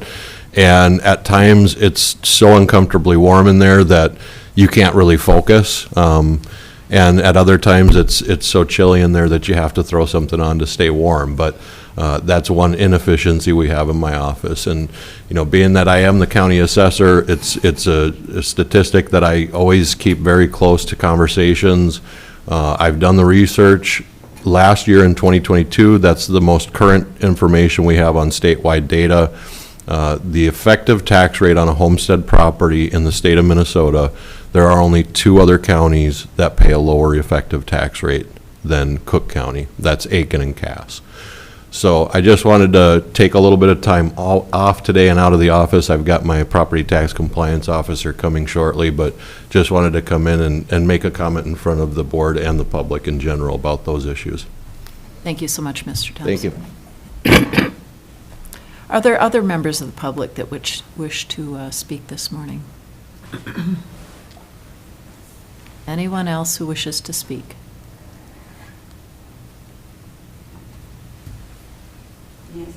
Yes, please come forward. I hesitated because I didn't want to jump in front of anybody else. Thank you. Arvis Thompson. I'm wondering about an option 4, which is a law enforcement justice center scenario. and then doing the deferred maintenance on all the rest of the buildings, why does the courthouse always have to have additional space in these plans? If it seems like the court system moves out, now you've got space. What are you going to do with it? Isn't that where public health would be appropriate to move into and reconfigure the things that you're looking for? And just to comment on that, gentlemen, when I worked here, it was so hot, we went and bought every fan in town. There was not one to be found. We went to the recycling center and everybody bought big dresses because it was so hot. And wearing coats all winter long, it was standard and the building was brand new. Are there other members of the public that wish to speak?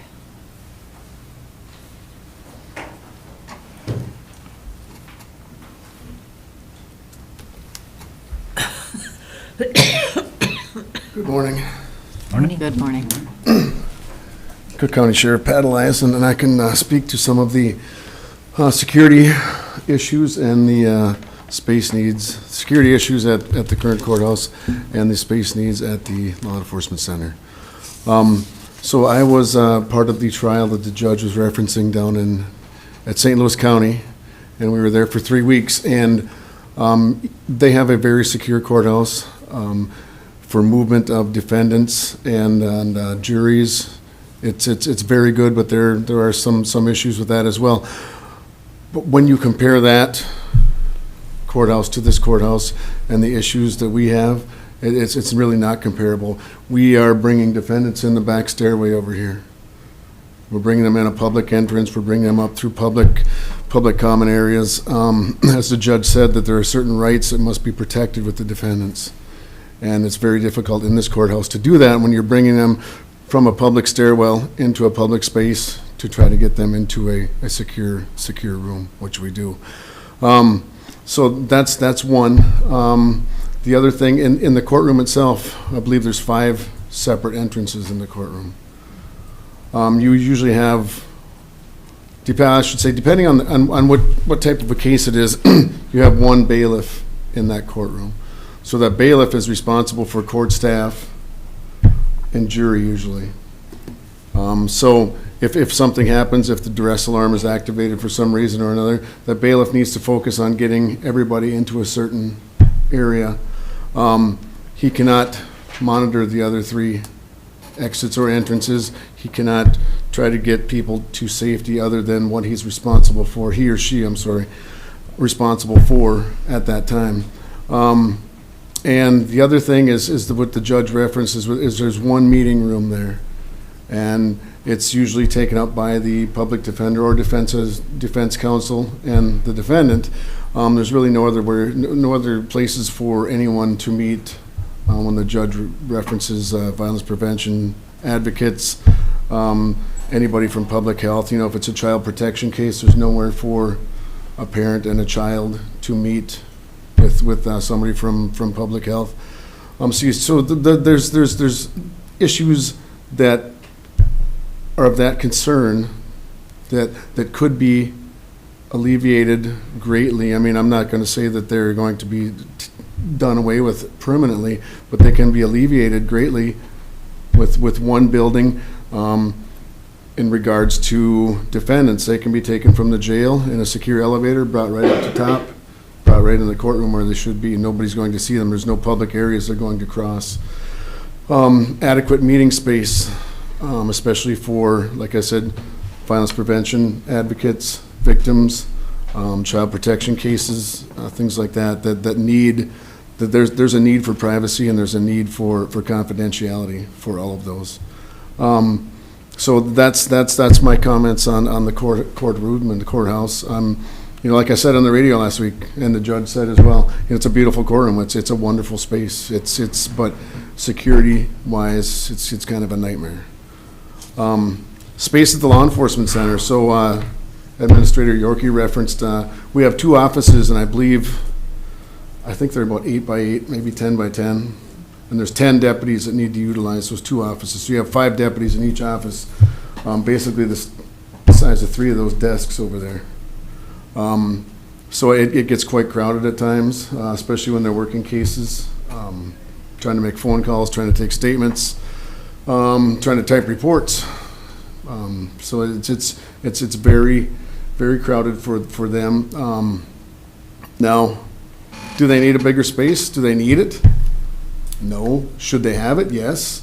They should have an adequate workspace to complete their work instead of being so crammed into a space that they're on top of each other, or they have to put their work off for 3 hours while somebody else completes theirs. So yes, I believe that is a definite need. The Sally Port is, yes, it is undersized. We cannot fit the ambulance in the Sally Port without leaving the door open sometimes, which you cannot. I mean, DOC says we can't leave the door open. And an example of that is we did have an inmate escape running through the door because it wouldn't shut. You know, he was located after a brief search, but we cannot secure inmates if there's a medical condition or if they're, if they're faking a medical condition for that purpose. Our evidence room, obviously, that could be or should be expanded to provide better storage of evidence. We are responsible. So, for an example, if somebody turns in a gun or there's a death, a gun was used, we have to take possession of those firearms. Or if somebody, if we have to go. If we're ordered by the court to go seize somebody's firearms, we have to take possession of those firearms. We have to provide an atmosphere for those firearms that they will not depreciate. If they do depreciate and it's documented that they did depreciate, the county's on the hook for replacing that. So there's climate control needs for firearms. There's climate control needs for other types of evidence. Biological evidence. We have We don't have adequate storage. We have a refrigerator. That needs to be, it should be monitored. It should have a temperature control on there. It should be documented, and things like that to preserve evidence. I'm trying to think what else. That's about all I can think of right now. But the biggest thing is preserving the rights of the defendants. Securing a safe place for advocates, for victims, for defendants, for juries, for any court staff, and providing what we can. This is not a luxury. This is not something that this would be really cool to have. It's something that after almost 30 years down the road, it's something we need to have. Thank you. Thank you so Thank you, much. Sheriff. Are there other members of the public that wish to speak? Anyone else who wishes to speak? Going once? Going twice? Good morning, Linda. Good morning. Linda Jurek, Executive Director of the Cook County Chamber of Commerce. We had a meeting last week, and thank you, James. James is going to come present to the Chamber Board on September 14th to ask some of these questions. I wish they were all here today, because I think it's going to be a repeat. The one thing that I just wanted to bring forward is being a very legislative working group, our Chamber of Commerce, and having that voice at the Capitol is really important. And I just want to make sure that we're thinking about other entities. When I looked at the big list up there, and I saw that there was a number of our historical sites that are slated for work and financial support through this process. I also know that through the bonding process that they are submitting their own applications. You're probably all aware of that. I just want to make sure that the public knows that there are other dollars available and that on that list, some of the organizations are seeking other avenues for funding. So I think that's really important to keep in front of everybody when you think of legacy dollars or when you think of other bonding avenues for entities within that list. That's all. Thank you. Thank you so much. Are there other members of the public that wish to speak? I'll make sure not to miss anyone. Anyone else? All right, at this time, we'll close the oral part of our public hearing, and we have some written comments that have been received. Some of our written comments were received up to 2 weeks ago and are already part of the public record.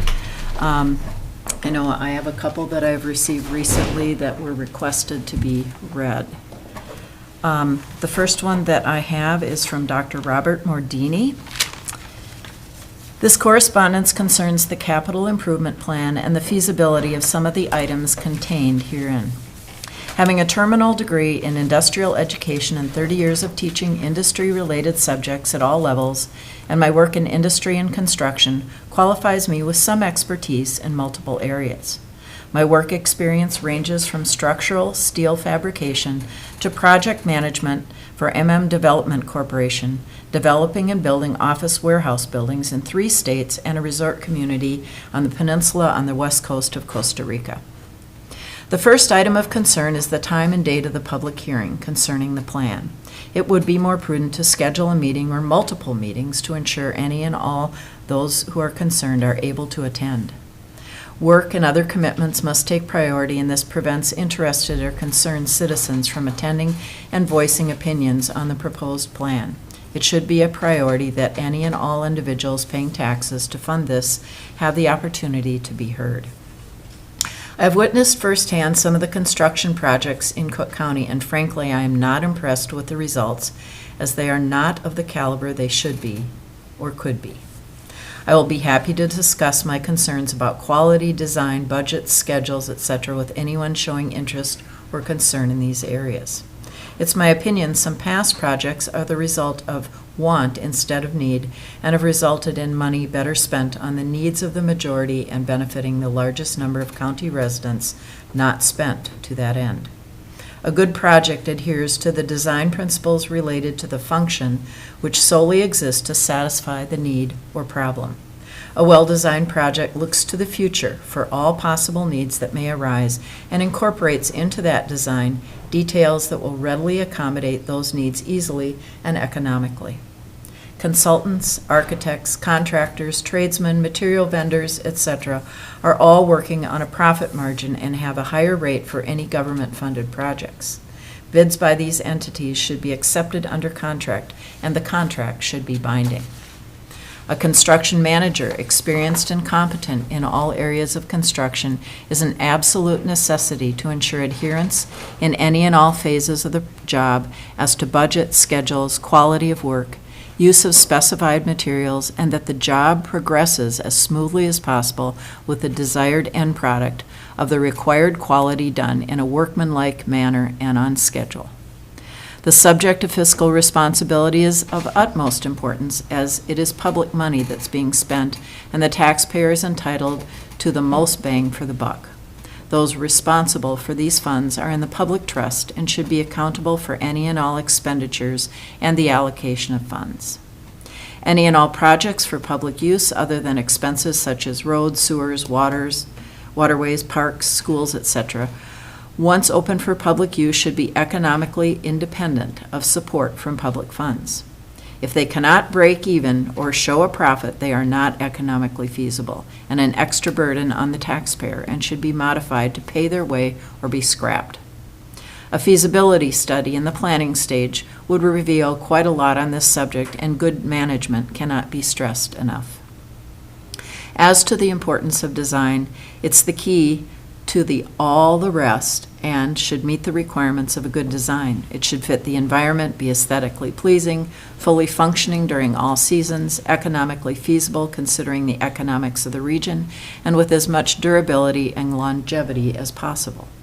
In summary, some things in the plan are unnecessary, some are unnecessarily extravagant, some are not economically feasible, and some things are modifying nearly new constructions that should not be anywhere near a point in their longevity to require modification. I believe a little rearranging would solve many of the perceived problems at little or no expense compared to the stated cost of the plan. And I have a second comment from Gail Anderson. Hello. I understand Grand Marais is growing, but we still remain a community of 5,600. I hope you'll keep in mind the taxpayers of this community when you vote for the capital improvements being considered. It's your job to be fiscally responsible to the voters that elected you into office. I feel these projects can be done thoughtfully and responsibly with the funds you're proposing. The $13 million price tag seems a better option, as we all know projects have overages. The Y building, although a success, was a huge building debacle, along with the hockey rink and library. I hope you choose your contractor wisely as this project comes to fruition. Thank you. I've checked with other commissioners. We have no other recent public comments to bring in. Madam Chair, Administrator York. thank you. I do have one email that I received. This is from Cheryl Humphrey, who resides at 721 East Fifth Street in Grand Marais, and she writes, "Dear County Administrator Yorkie and Cook County Board of Commissioners, thank you for reading and listening to my comments at the CIP public hearing. I have concerns about the long list of county-owned property and wondering what the breakdown is for each of the buildings. I have concerns about the number of new positions the county has added over the past several years. I don't feel every position was unnecessary, and to be clear, it says, I don't believe every position was unnecessary, but some made me wonder, such as the vacation rental position that was just added. I'm glad to see that the county attorney department wants to add staff, and I believe that is truly needed. Each of these new positions adds the amount of space that each department requires. There is a huge amount of unused space in the atrium of the courthouse, and I wonder if any of that space could be built out for additional workspace. I have serious reservations about the county building any new buildings because of the shoddy workmanship that has occurred when other new buildings were built. My biggest concern is the idea of adding a justice center to our law enforcement center. I feel that we've made do with our current setup in the court system, and I'm sure having a new area for that would be nice, but is it truly necessary? Fixing the Sally Port is needed, but I question the rest of their needs. I also cringe when I think how this would negatively affect the flow of traffic in the area. Great Expectations School was allowed to be there, and that has already created a huge mess in the morning when school is let out, and when school is let out. Dropping off students needs to happen on East Fifth Street, and with the crossing guards getting kids over to the school, it is just a very congested situation, and adding people arriving at the Justice Center at the same time would be too unsafe. Thank you for your time. Are there any other public comments that have, just so we don't miss any, been sent to commissioners? All right, well, with that, we'll close the public hearing at this time, and we will take a short break and then come back for the next.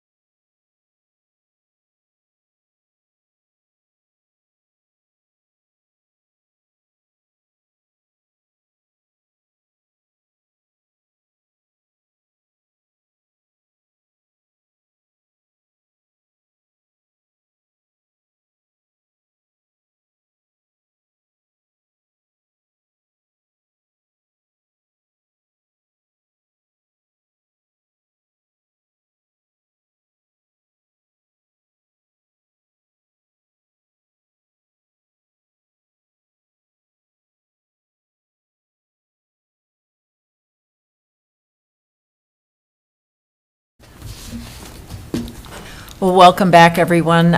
We've concluded our public hearing and had a short break, and I just want to reflect on the public hearing. I was so impressed with our citizens and the respectful manner in which we shared our differences of opinions. That doesn't happen everywhere today, and so I want to thank the citizens of Cook County who were respectful to one another and pointed out their various opinions. And so now we're going to move forward with Administrator Yorkie and talk a little bit about the capital improvement plan. Sure. Well, I would just like to echo your thanks, Madam Chair, for the tone of the comments this morning. Really appreciate everybody sharing their comments with the board and with me, and doing that in a way that was, I thought, very productive. So having received these comments, the request today is for the board to approve the capital improvement plan and the financial management plan together so that we can confirm for Minnesota Management and Budget that these things have been approved for our bonding application. So that is the request today. There were a lot of comments this morning about a lot of issues. I'm imagining that some of the commissioners may want to address some of those, and so I would just, well, you actually could invite them to provide their comments, because I'm not chairing this meeting. So, all right, absolutely. Yeah. Well, I would just like to say that one of the remarks that Vice Chair Mills made back at another meeting, and that was shared again today, was that we're taking it slow so that we do a good job. That was the essence of his remark. And I think with a year and a half of looking at this issue and looking at it in a variety of ways, and looking at all the ways that we've solicited public input and ideas and all the considerations we made, I feel very good about coming to this point today to make a decision, because I think we've been very thoughtful. We've worked slowly and carefully to gather the information we need to make a decision. As I'm looking at option one, I think about it as an addition to my house. And that if I have particular needs, if we have growth in our county, which we have experienced significantly in the last decade, and we look at this addition, I do feel it's needed, warranted by all the information that we've gathered and the conversations that we've had with people. I'd like to hear from other commissioners how they feel this morning, and any reflections you have on our public hearing. Commissioner Storley. Thank you. Well, being that I'm the longest-serving commissioner here on the board, my reflections go back to 2015, when I was first elected. And I came in at a time when there was a lot of building that happened before I came. And I think some of the public's responses to that tells me that we need to be extra cautious about what we're looking at for our buildings. And I do think that we as a group of commissioners will be concerned about many things that were brought up this morning, making responsible decisions. And what about the projection cost? And what about safety issues? And so on and so forth, all the folks who commented this morning. And because I knew this would happen, and it's a concern and it is a comment that everyone wants the best for what we as the board can do. And at our committee of the whole last week, I was reflecting on the fact that we would be hearing responses, and what are we going to do with all that? So I want you to know that in the next few days, we are coming together as a board. The five of us are going to discuss what was presented here today, plus other things that have come across at the other surveys. So all of this will be taken in great consideration, and all of us will have a chance to reflect on today and the past comments. And hopefully, we will come up with something that's supportive. One of the great supportive things would be if we got our bonding, if we got the 8.7. But we don't know when that's going to be happening. I've been at bonding committees, and they give you 5 minutes to talk about everything that we're proposing here, even though there are only 2 in this particular situation that we're looking at. But anyway, please know that this isn't the end of our conversation. It will continue. Other commissioners? Commissioner Hawkins. Thank you. So, and I want to thank the public for showing up today. That was really great to see this room, so many people willing to talk to us about this issue. My concern is with the financial management plan that's in our board packet this morning. I had requested that it be updated. Before we decide on numbers and the effect on long-term for taxpayers, I expected to have an updated financial management plan in the packet this morning. We still don't have updated numbers. So, may I respond? You did make that request, Commissioner, last week, and as soon as you made it, we emailed Bruce and we scheduled a meeting that took place yesterday afternoon. He did not have adequate time to do that. So I just want to note it's very short turnaround. We are hoping to have those numbers available for the special meeting on Thursday, but it simply was not feasible to have them ready today. So that it's kind of hard to make a decision on supporting this right now when the information I have is not enough for me to make a clear choice. And I went back and looking at levy projections and what was presented by Brady at a recent county board meeting of a preliminary levy of, what was it, 9 something? Mm-hmm. Well, you take what is one-time spending or deferred one-time revenues. If you were to factor that in, that really would be closer, well, to a over 20% levy if we were going to pay for everything that was in that preliminary levy as presented. And yet, our financial management plan is projecting a 4% levy increase every year, 4 to 5, depending. I don't know how realistic we are being with this financial management plan and being able to afford this project. Do we have needs? Yes. And I am leaning towards the Justice Center if we got the state bonding, because I think that makes the most sense financially. But I don't know we can afford it. I don't know if we can afford our levy for next year. And that's what I've been after for quite a while. I would prefer to see levy budgets projected out beyond just this year. What does this 9% levy look like next year when we say, well, we still need to fund the child care. We still need to fund, because we're still not thinking about implementing, we're still using fund balance to pay for our staff salaries. What does that look like going out forward? And then what's that look like when you put the debt payment on top of that? So those are my concerns. And one of the things I'd asked quite a while ago was about some of our buildings and how we determine should they be county buildings. And I'm wondering where the status is. Have there been any discussions about maybe reducing from 25 buildings?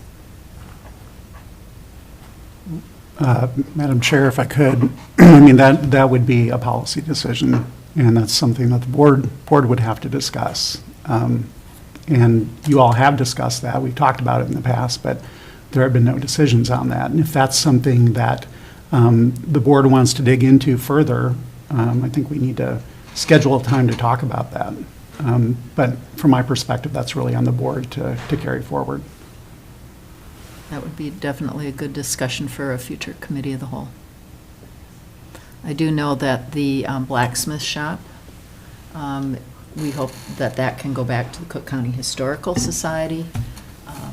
And so now that Attorney Hicken is back with us from Duluth, we can begin to work on some of those things. But that's one way that we can reduce the number of buildings that we have in our portfolio, if you will. Other commissioners? I also have asked for information over time, and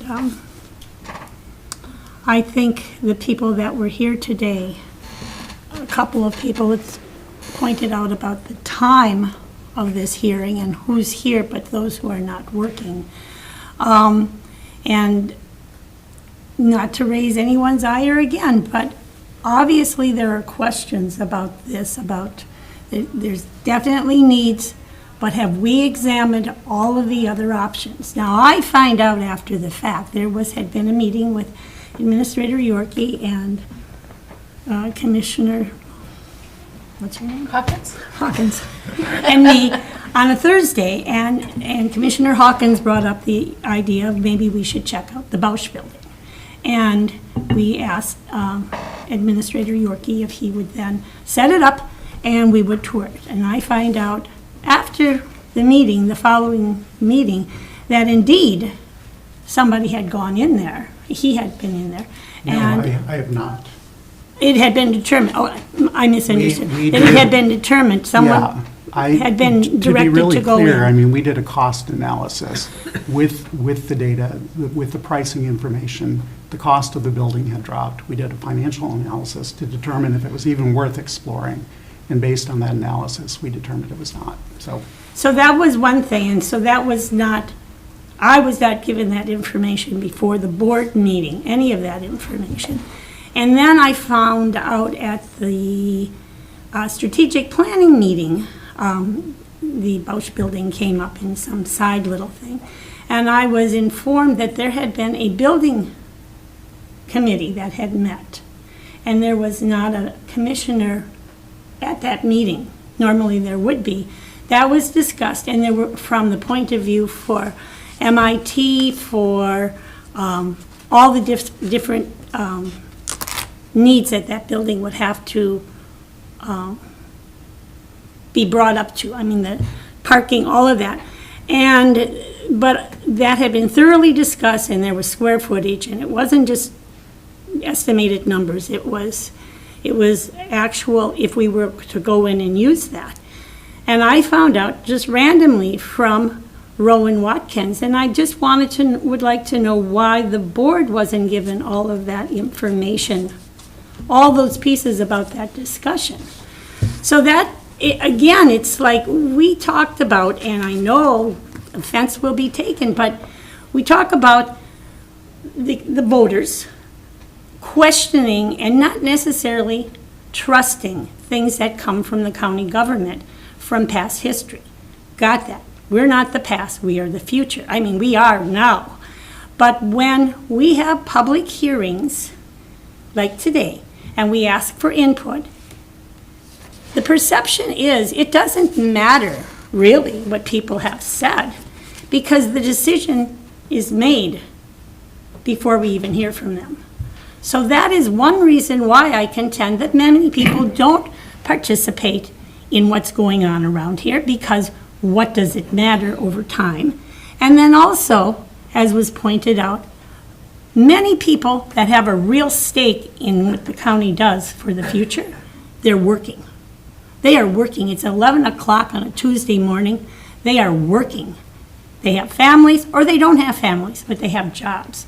And they don't focus exclusively on what we are doing here, because they are focusing on their lives. So to disparage people that don't find out about things or don't ask questions until the last minute is a real disservice to the people that live in this county. And I just believe that we have done many, many opportunities, things for people to get information. Online, we've had it on the radio, we've done it in the newspaper, we've done the open houses here. during the course of a workday. Again, during the week, when people that would really be interested and would be able to ask questions of the consultants that were here, that could really answer the questions. Firsthand information from those that did it carries a lot of weight. So any questions could be answered from those that really did the work and know it.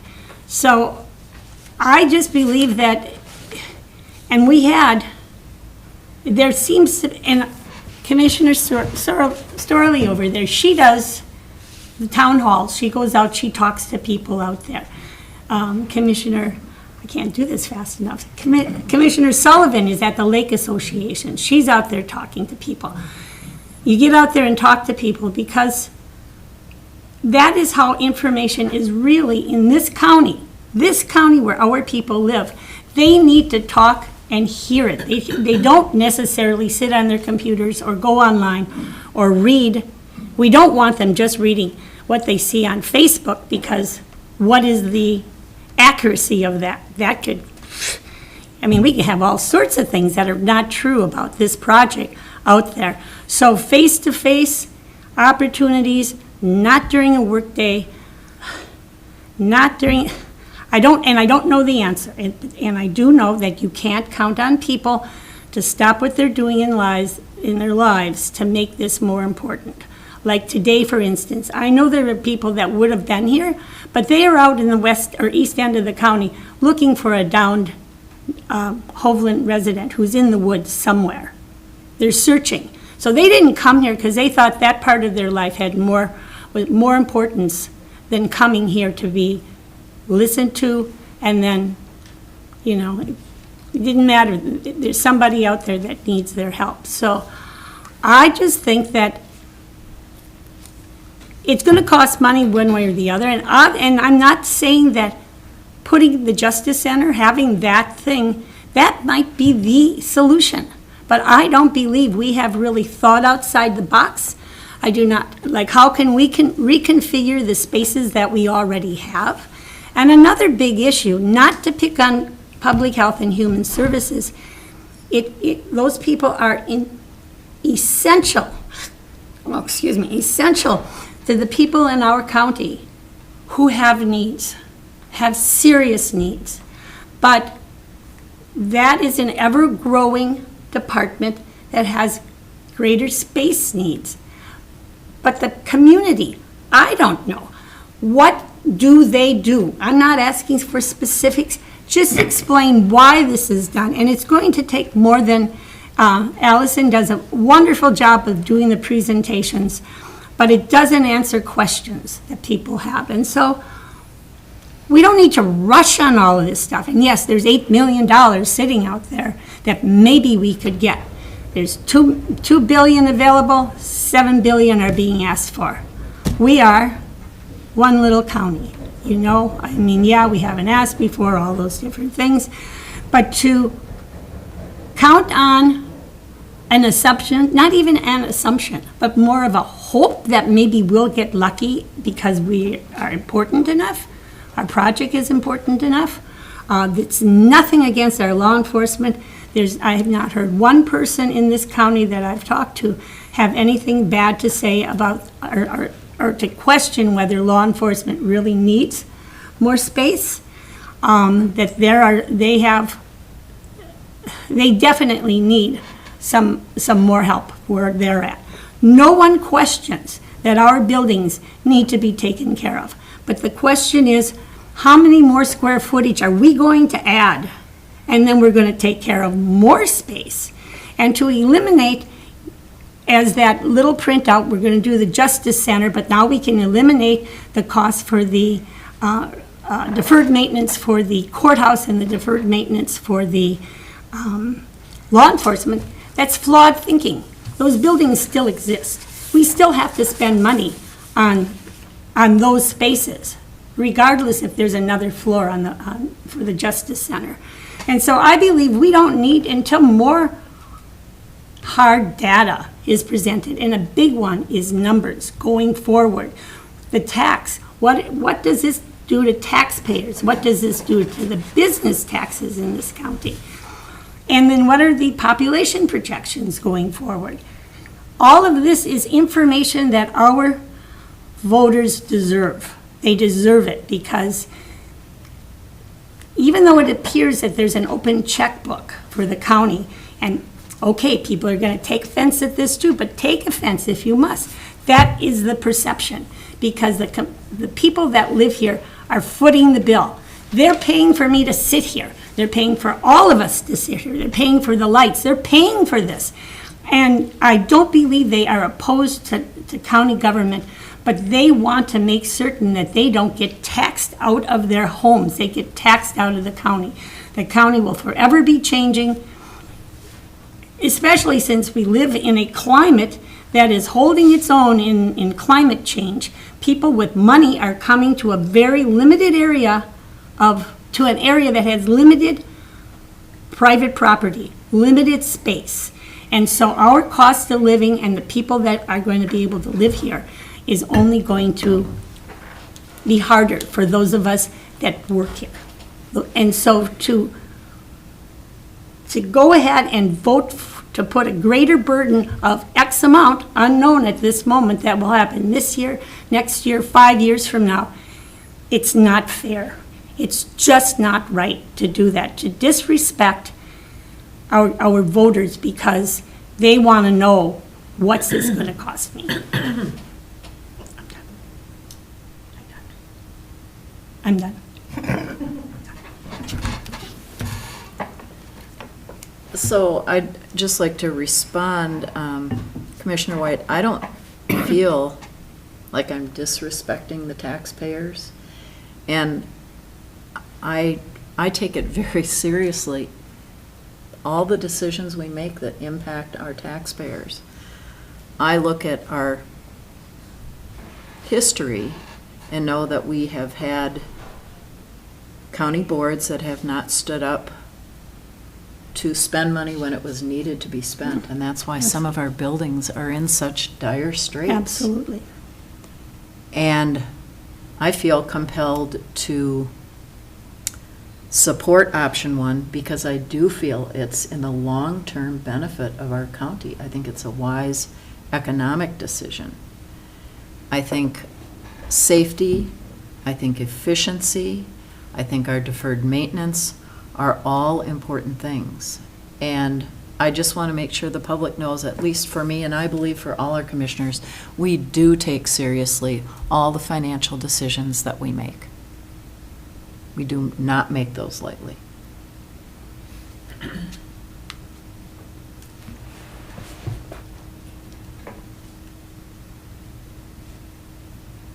Commissioner Mills. Thank you, Madam Chair.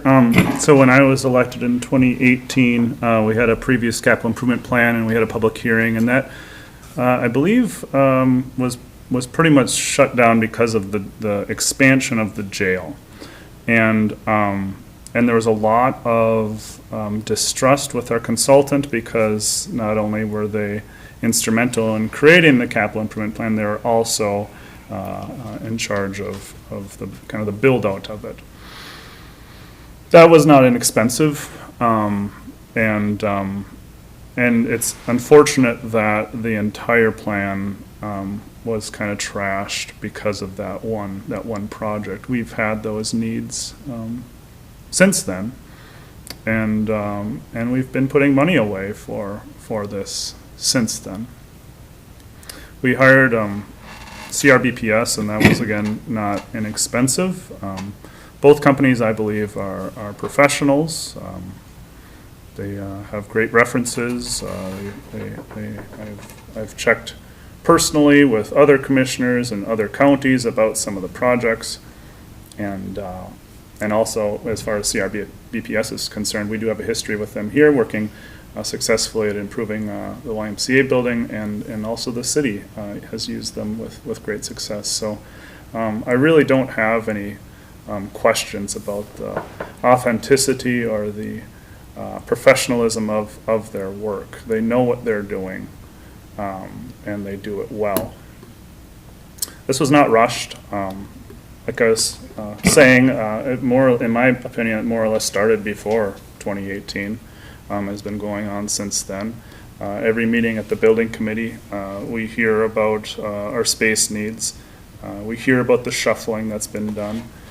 We've had individual employees shift offices over 6 times to try to accommodate, to try to be more creative with the space that we have. I think some of the points of the public comment about the difficulty that will incur to staff while we go through projects are very real. It's very tricky. If we were to redo the whole building, where are they going to work and where are they going to be? I think a good step to alleviate that is to have things segmented as much as we can as far as projects. Focus on one building, move on to the next one at a time. I want to note that there are also concerns in the public hearing about our deferred maintenance, and if that's just getting brushed aside because some of these larger projects, and that is not the case. This is an all-inclusive plan. A lot of concerns over in the public hearing about our taxes, and we all pay taxes, and we are all concerned about that. None of us enjoy giving money to others to spend necessarily, and we all care. I really appreciate the written public comments. A lot of my peers work days, my construction peers. A lot of my service industry peers work in the evenings. And a lot of my family peers with young children prefer to spend time with their families having dinner than come to an evening meeting to boot. So I really do appreciate us accepting written public comments. It's a really great opportunity, and one that I use when it comes to other issues, whether it be the state issues or city issues when I'm not able to attend meetings. A lot of times when I write my thoughts down, I can go through them and revise them and edit them, and they are a lot more relatable, I guess. I can communicate better. Not everyone can. Everyone communicates different ways, but I do see some advantages there too, and appreciate that opportunity. A lot of the questions at the public hearing, I feel like we have answered. I understand we can't preemptively answer all the questions, but I don't know that there was a question that came forward that we haven't either discussed or considered, and part of me feels at a disadvantage because of that, because I like to try to find things that we haven't already thought of or looked at. And I think that's a lot healthier way to approach things, to try to cast a wide net of potential problems, potential opportunities, and to bring that in and digest it. So I'm a little disappointed about that. But on the flip side, maybe that's a good thing, because maybe we have covered most of those risks and considerations. So it can go either way on that, or both ways for that matter. In general, with our previous financial management plan, I believe it was projected to have it was a wide range. I thought it was like 3 to 6% of an increase for taxes, or for our levy year after year. And so when there's questions about what are our future costs going to be, our updated financial management plan, I think, has narrowed in a little bit more, but those numbers are there, and these are very broad strokes. When we start getting into details, those are things you can't always see, and so you really have to rely on financial advisors to really help guide. They see statewide what's going on. They see other counties what's going on. It's not just us that's going through that. I think Judge Kuzo illustrated the Carleton County Justice Center, and when I first heard about the Justice Center being built there, the initial cost was $20 million, and that gave the Carleton County Commissioners quite a lot of heartburn. It's $75 million now. and they're just, I think it's going to be successful, but there's a significant cost. And it's not necessarily because they put it off, but just that when you start to look at things and those other costs are included, it tends to escalate quite a lot. And much larger county, much greater needs, but it is illustrative of what is going around the state. So to lean on our financial consultants, I think, is wise. They have that broader perspective on what's going on. When it comes to the state bonding, Cook County that does not go on our Cook County taxes. That goes on our state property taxes. And so the question is, what is the interest rate on the state bonding? And that's not really relevant or a thing. It's not free money, but it's not money that the citizens of Cook County will specifically be paying. It's everyone around the state. So it's quite an opportunity to try to help relieve the burdens that we are all paying in our property taxes, and a very significant one.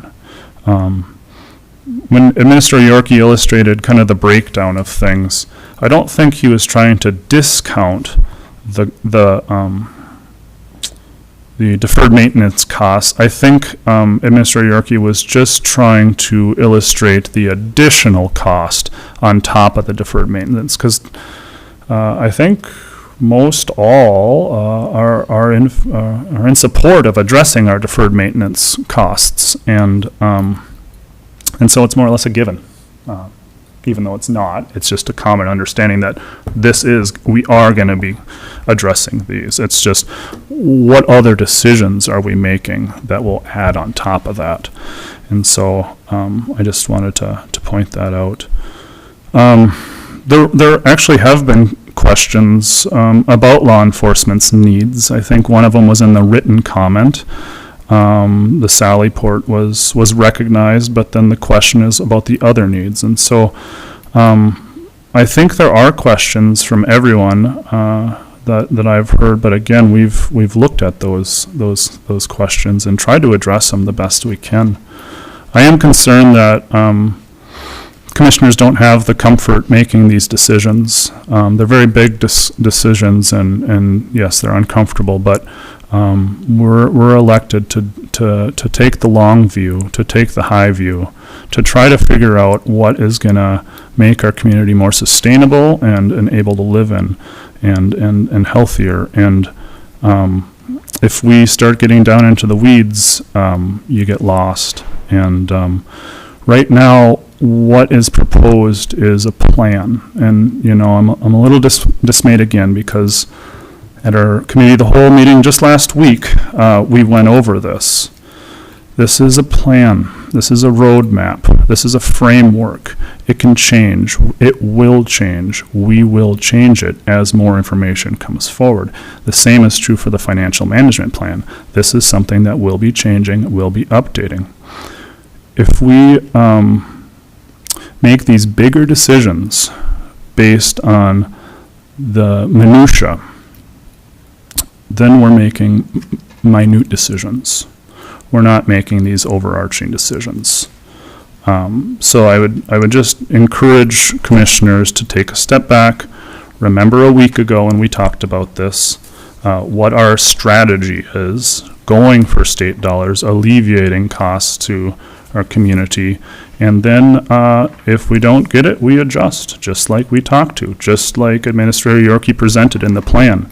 It's a common understanding that if we are denied state bonding, then we better take another hard look at things. But until that comes, I think we should put our best foot forward. I think we should work with the data that we have from the professionals, work with the financial advice from the professionals, and just lead our community through these difficult times. It has been a while since we've had to make these types of larger decisions, and not all of us have been privy to all the discussions that have happened in the past, and so I understand there's frustration there and just lack of perspective. But we're not signing in anything with blood here. We're not etching anything into stone. We're trying to provide a roadmap for assessing what our needs are and how we'd like to address those over time, and spreading that out in such a way that we can afford that. Our financial advisor said that, yes, if we play our cards right here, we can afford this without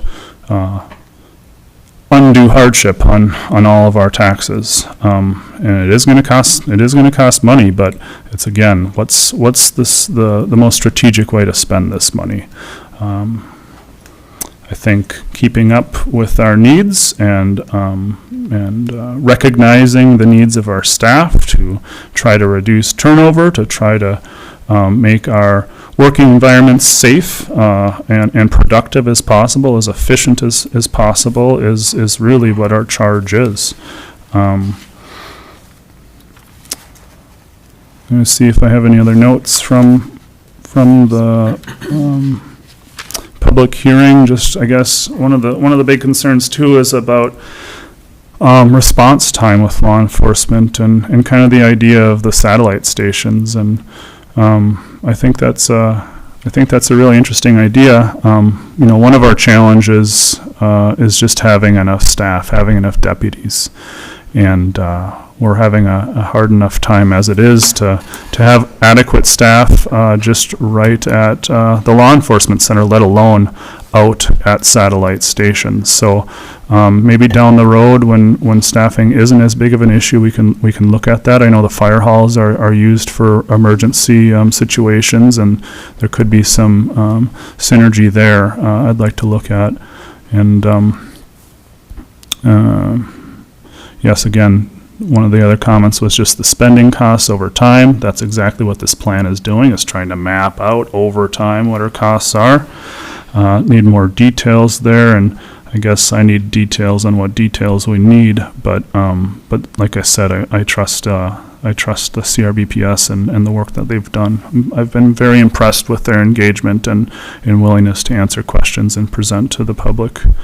I don't think we can necessarily look exactly at what our costs will be to individuals and business owners, because so much of that relies also on what our tax capacity is, or our how much growth there's been in Cook County. It's really a moving target, and it goes in flux. And so, in my opinion, the best way to do that is to strategically invest, so to try to bring stability to our community. And when there's indecisions, that's not exactly stability, but I understand that there's concerns that might be unalleviated at this time. So, other question is kind of about interest rates. It's out of our control. We know what our needs are. We know that those needs have been here for quite some time, at least well before 2018, and frankly, they are still low from a historical perspective. It's just we've been in such a unprecedented low area that we've gotten a little spoiled with interest rates and borrowing. So I do have concerns about that, but according to our financial advisor, interest rates are expected to go down maybe a little bit, but they're more or less stable. So I don't feel like we need to rush into this, but I do want to secure our plan and to try to move forward and to meet our community's needs. There's been a fair amount of creative ideas looking at different options, and all have more or less been dead ends, but I think it's important for us to still try to look outside the box and see what options might be, what kind of synergies there might be and ways to save. I appreciate the comment about other funding sources too, in partners with some of the buildings. I think that's a very important point, because we're not just doing this by ourselves. We have other organizations that we want to try to lean on and partner with too. I had a good conversation with a neighbor just about taxes and getting taxed out, and I hear that line of thinking often, and it's real. Taxes are going up, right? We can more or less plan on, well, my family plans on 6% every year. That's nothing compared to our food bill. Food is huge, and that cost has gone up way more than taxes. I'm not going to be taxed out of the county, but between health insurance, higher ed moving forward, and our food, there's some real costs there. So every dollar counts, but I really try to strategize which dollars are the bigger impact. And so if we want our community to be stronger, we need to support those in the greatest need so that we can all do better and we'll be all healthier. If we want to reduce crime, we have to invest when they're kids. We have to invest in families. It's that type of long-term, higher-level thinking that we need to stay at because it's a dark world out there, and you can get lost pretty easily if you start getting down in it. Also interesting from Assessor Thompson, just talking about our effective tax rates. And I know previous commissioners years back, probably starting in 2012, I remember this discussion talking about the difference between effective tax rates and just dollar amounts, because we have a really high property value compared to a lot of counties. And so the argument of lower tax rates doesn't always hold because we're paying higher dollar amounts. But it is still a very interesting point, because when we talk with our state partners and legislators, they are always looking at that effective tax rate. And if we really need it, if we have been keeping our taxes this low, and we point to our high property values and they see that as a benefit, but we all know that that's really having an impact on our families and our housing situation. So just quite the dynamic we got going on here, and we want to try to keep it as smooth as possible, as low as possible, but really strategic investments that are going to help us out in the long run. So Commissioner Stolle, I wasn't planning on discussing this hearing at our special meeting. I thought what we were discussing there was more of the levy and the preliminary levy, and of course this ties into that. But I wasn't planning on discussing public hearing comments at that. So if there's more that we should discuss with this hearing, I hope that we can do it today. We've put this hearing off already, and it added a fair amount of stress and hopefully not inefficiency to staff. And I think it would be unwise to put it off again.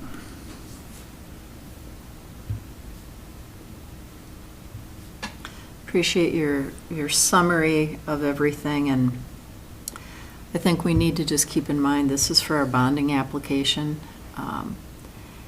and that we've had the Budget and Facilities Advisory Committee, we've had professionals, we've had public input to address deferred maintenance and our space needs, and that given the opportunity for MMB bonding, that this is a really important decision that we need to make now. I think your point that we've delayed it and kind of put it off, the longer we do that, the more at risk we are. And so I think it's important that we have this discussion today and try to make a decision. Other commissioners?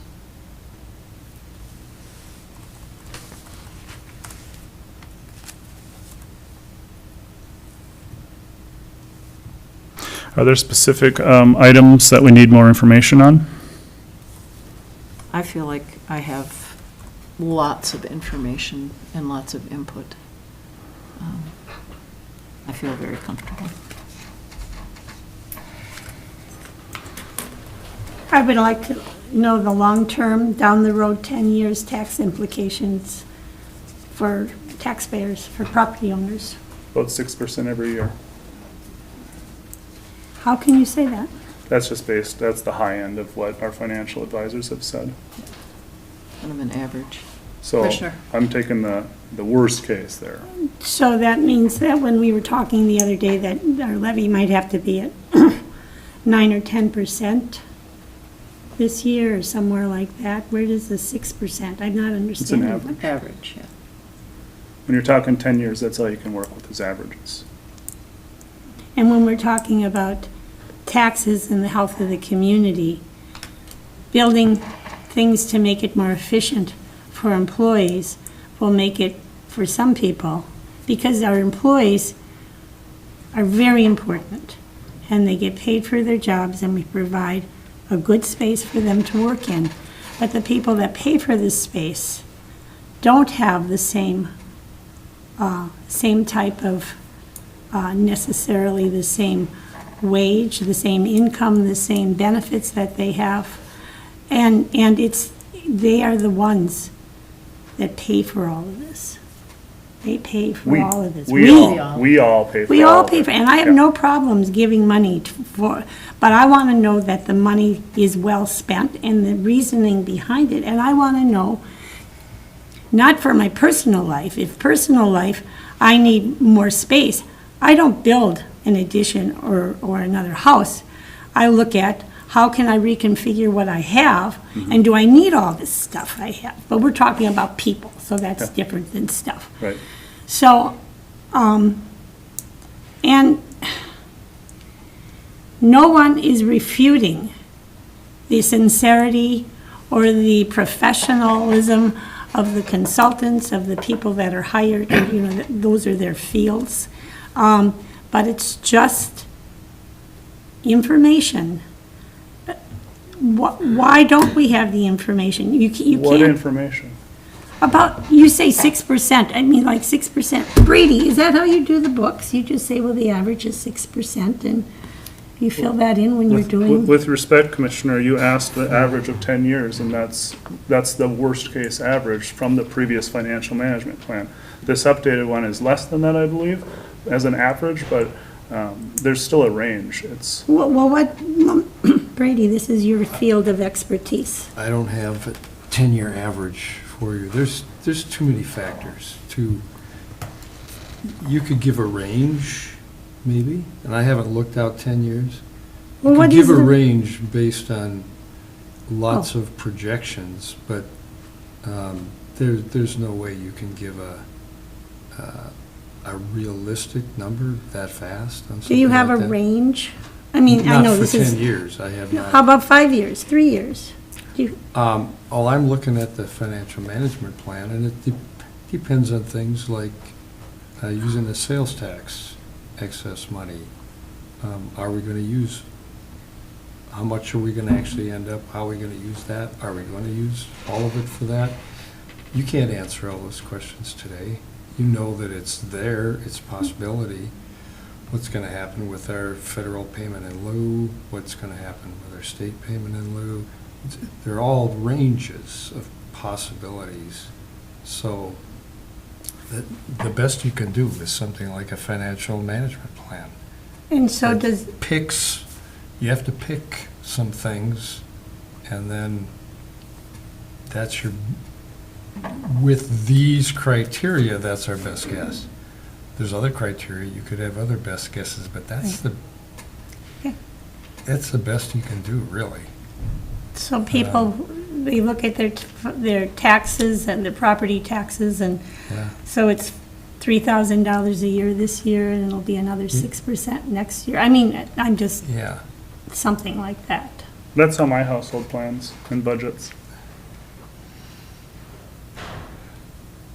Commissioner Hawkins, you had your hand up.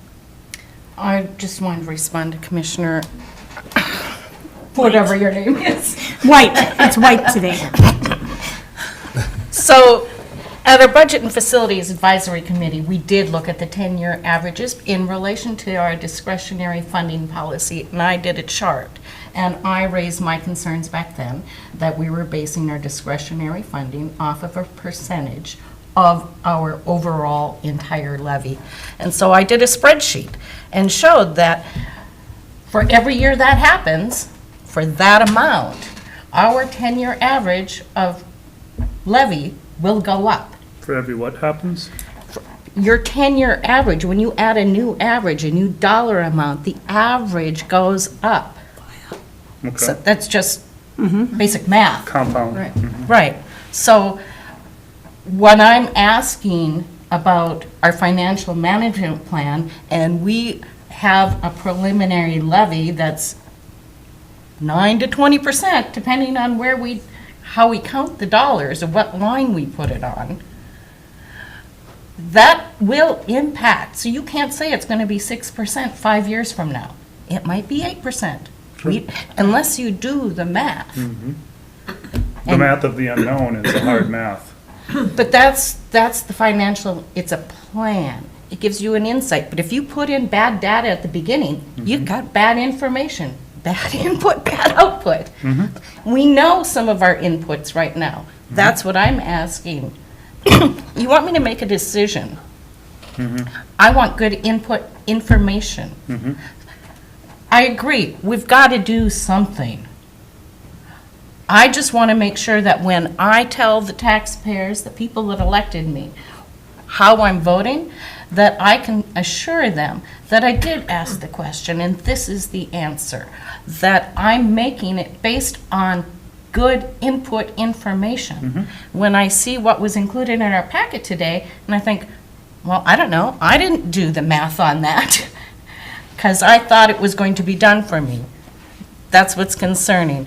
And so I have a question. I know, because I worked in the auditor's office, this is not an easy answer. But somebody asked, what does it cost me? So we understand tax rates. We've been working with it long enough. We kind of get what that means. I don't think the taxpayers understand how that affects them personally. And when this board has done budgets before, Brady, you've done a sheet that says this, and I did question you on the numbers that you chose, but I would like to have that out. What's the median, how does that impact the median household? And let's make it permanent resident here. How will that tax rate 5 years down the road? It's all guessing, I get things change, but we gave them a number before when we've set a preliminary levy to say this is the potential impact to the average homesteaded property, or median. I guess median is probably a better way to go. I don't know. We'll try to get that for, it sounds like Bob can have some preliminary numbers. If we can get that before Thursday, we can look at that. Yeah, and I think that would be helpful for then the community to know this is what it means today, this is what it means 5 years from now, and what could, but realize it's a guess. We know it's a guess. But putting that dollar figure to that amount for people, I think, helps alleviate some of the thinking we're not really considering all options or the best options. Other comments or remarks? Right, I agree.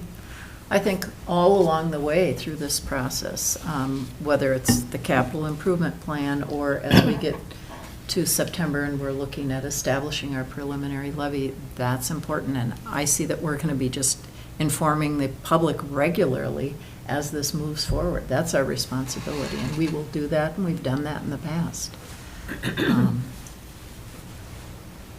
Yeah, and it's good to update that financial management plan we just did, and we'll be doing it again. So I think we have good input, I think we have good output, and the input keeps changing and the output keeps changing, and we keep plugging away. And as long as we have this roadmap, this strategic framework of what we're trying to accomplish, that's how we're going to be guided and what we can work from. Until we have that established, it's kind of just scattershot. Other questions or remarks?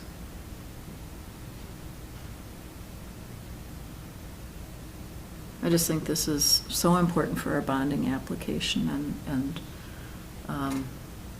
we're going to need to make revisions down the way and maybe change directions as we get more information. But I think it's important that we move forward with this.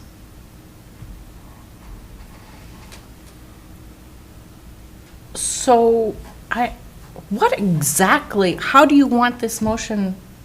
I think we What are should you saying? approve this capital improvement plan with the existing financial management plan so that we can move forward with our bonding. That's necessary. Am I accurate in that? That's correct. We need board support for the CIP Right. to pursue the bonding. And if the board is unwilling to do that, then we won't pursue the bonding, and the full cost of the CIP will go on the county levy. Well, I am in support of a CIP plan that includes a justice center, based only if we get state bonding. Right. And If we don't get state bonding, so that means that whole CIP plan as presented is on hold until 2025. When I think there are other things that we need to address the community center roof. There's basic things that is in here saying that's down the road. So I don't understand how this exactly And that's works. the flexibility that we have, that we can change direction, that we can be nimble depending on what happens with our bonding application.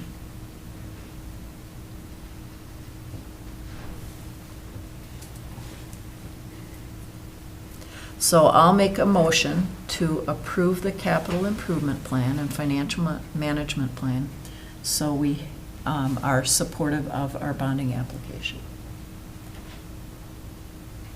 Support. Any further discussion? Yeah, I just want to point out that, again, this is not in stone, this is not in blood, this is just a roadmap that we're trying to get money from the state. If we don't get that money, we're going to be revisiting it. If we do get that money, we're going to be revisiting it. Every single one of the projects that needs to be bonded for from our county general obligation bonds will also have public hearings. Every single one of those projects. So this is, non-committal and just a strategic roadmap. It's non-committal, but it allows us to show our support for the bonding project to Yep. the legislature. Mhm. That's what we're doing. Right. I don't fully, I guess there's maybe some misunderstanding out there about what this is and what this does, and maybe that's why it became controversial, but it's just trying to look down the road and identify what needs we have and how we're going to address them. Yeah, Commissioner. I apologize if I didn't do enough homework here, but, so is it a resolution that gets included into this bonding package? It's a letter of support. Just a letter that says, We support. we want a justice center if we get 8.3 million. There's a question in the application about whether the board has approved a CIP, Right. and we need to be able to say yes.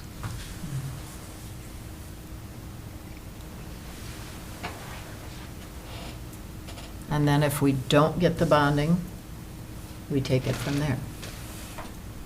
But we have no chance if we're not supportive of the CIP. Well, I agree that the CIP, the information, the deferred maintenance, as presented from CRBPS, is given, yes. We know that. What's the rub, though? Like, I still don't understand why there's this discomfort for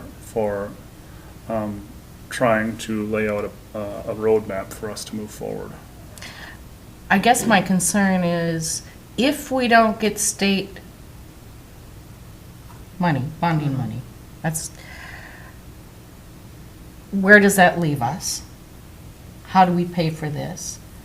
And also worried that we will start projects because we approved CIP before we know if we get the money. And I'm not confident in this plan that I see here that we can afford it.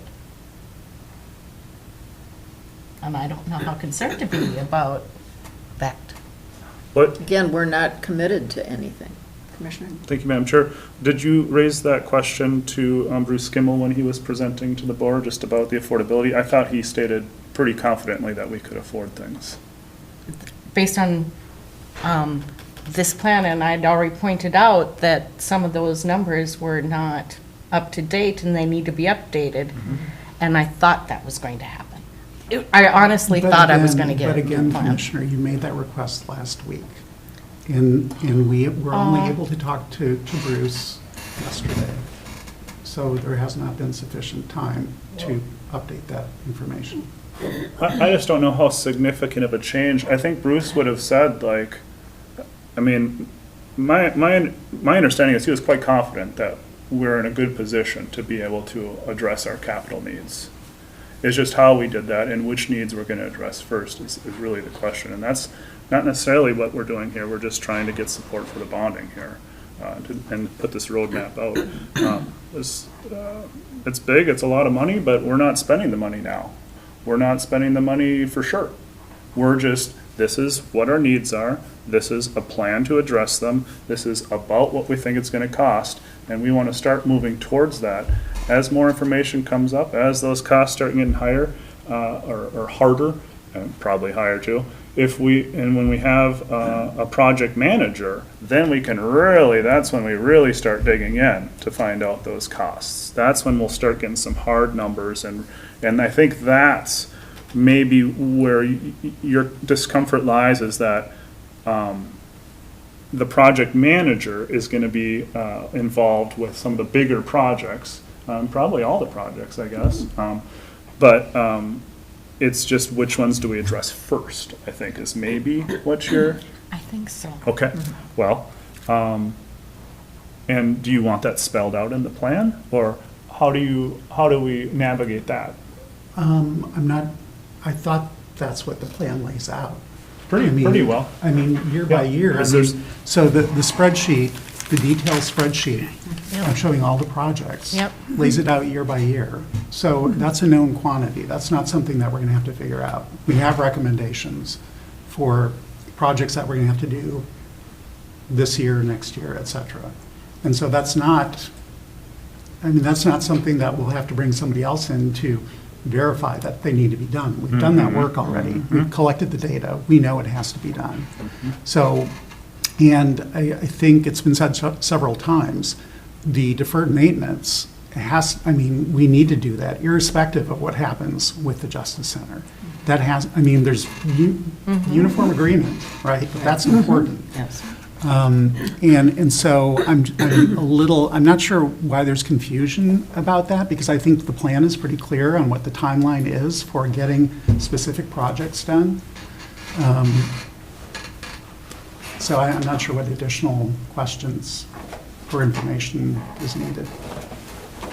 Well, I was going through the plan again yesterday, and different priorities, 6 priorities, and priority 1, critical issues, and community center and highway department were on that list.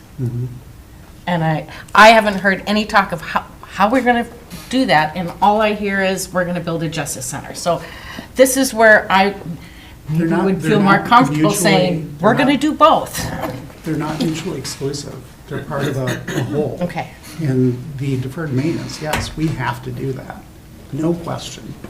The decision about, do we support option 1 to pursue the state bonding, that has no impact on the deferred maintenance projects, because those are going to be done as a matter of course. They have to be done. There's total agreement on that. So option 1 does not impact the timeline of any of those deferred maintenance projects.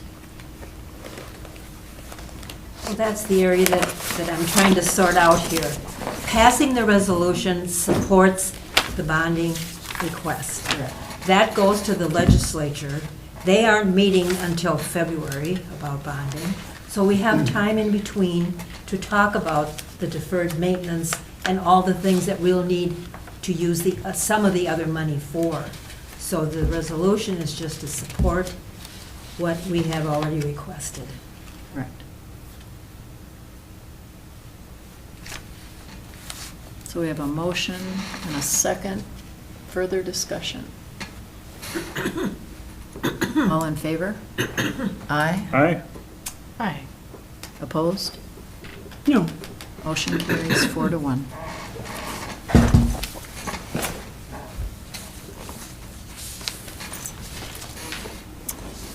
All right. As we look forward, we have dealt with many of our other agenda items this morning. And Madam Chair, I would just like to add for the board's information, I was contacted by the House Bonding Committee. They are going to be hearing presentations on bonding requests on September 25th in Ely, so I'll be going out there. As Commissioner Storley said, it's not 5 minutes, it's actually 10 whole minutes. Oh, boy. So lots of time to talk about our project. So that'll be the next step. And as a reminder, our bonding application, any final edits to it have to be made by October 13th. So, You say September 25th? correct.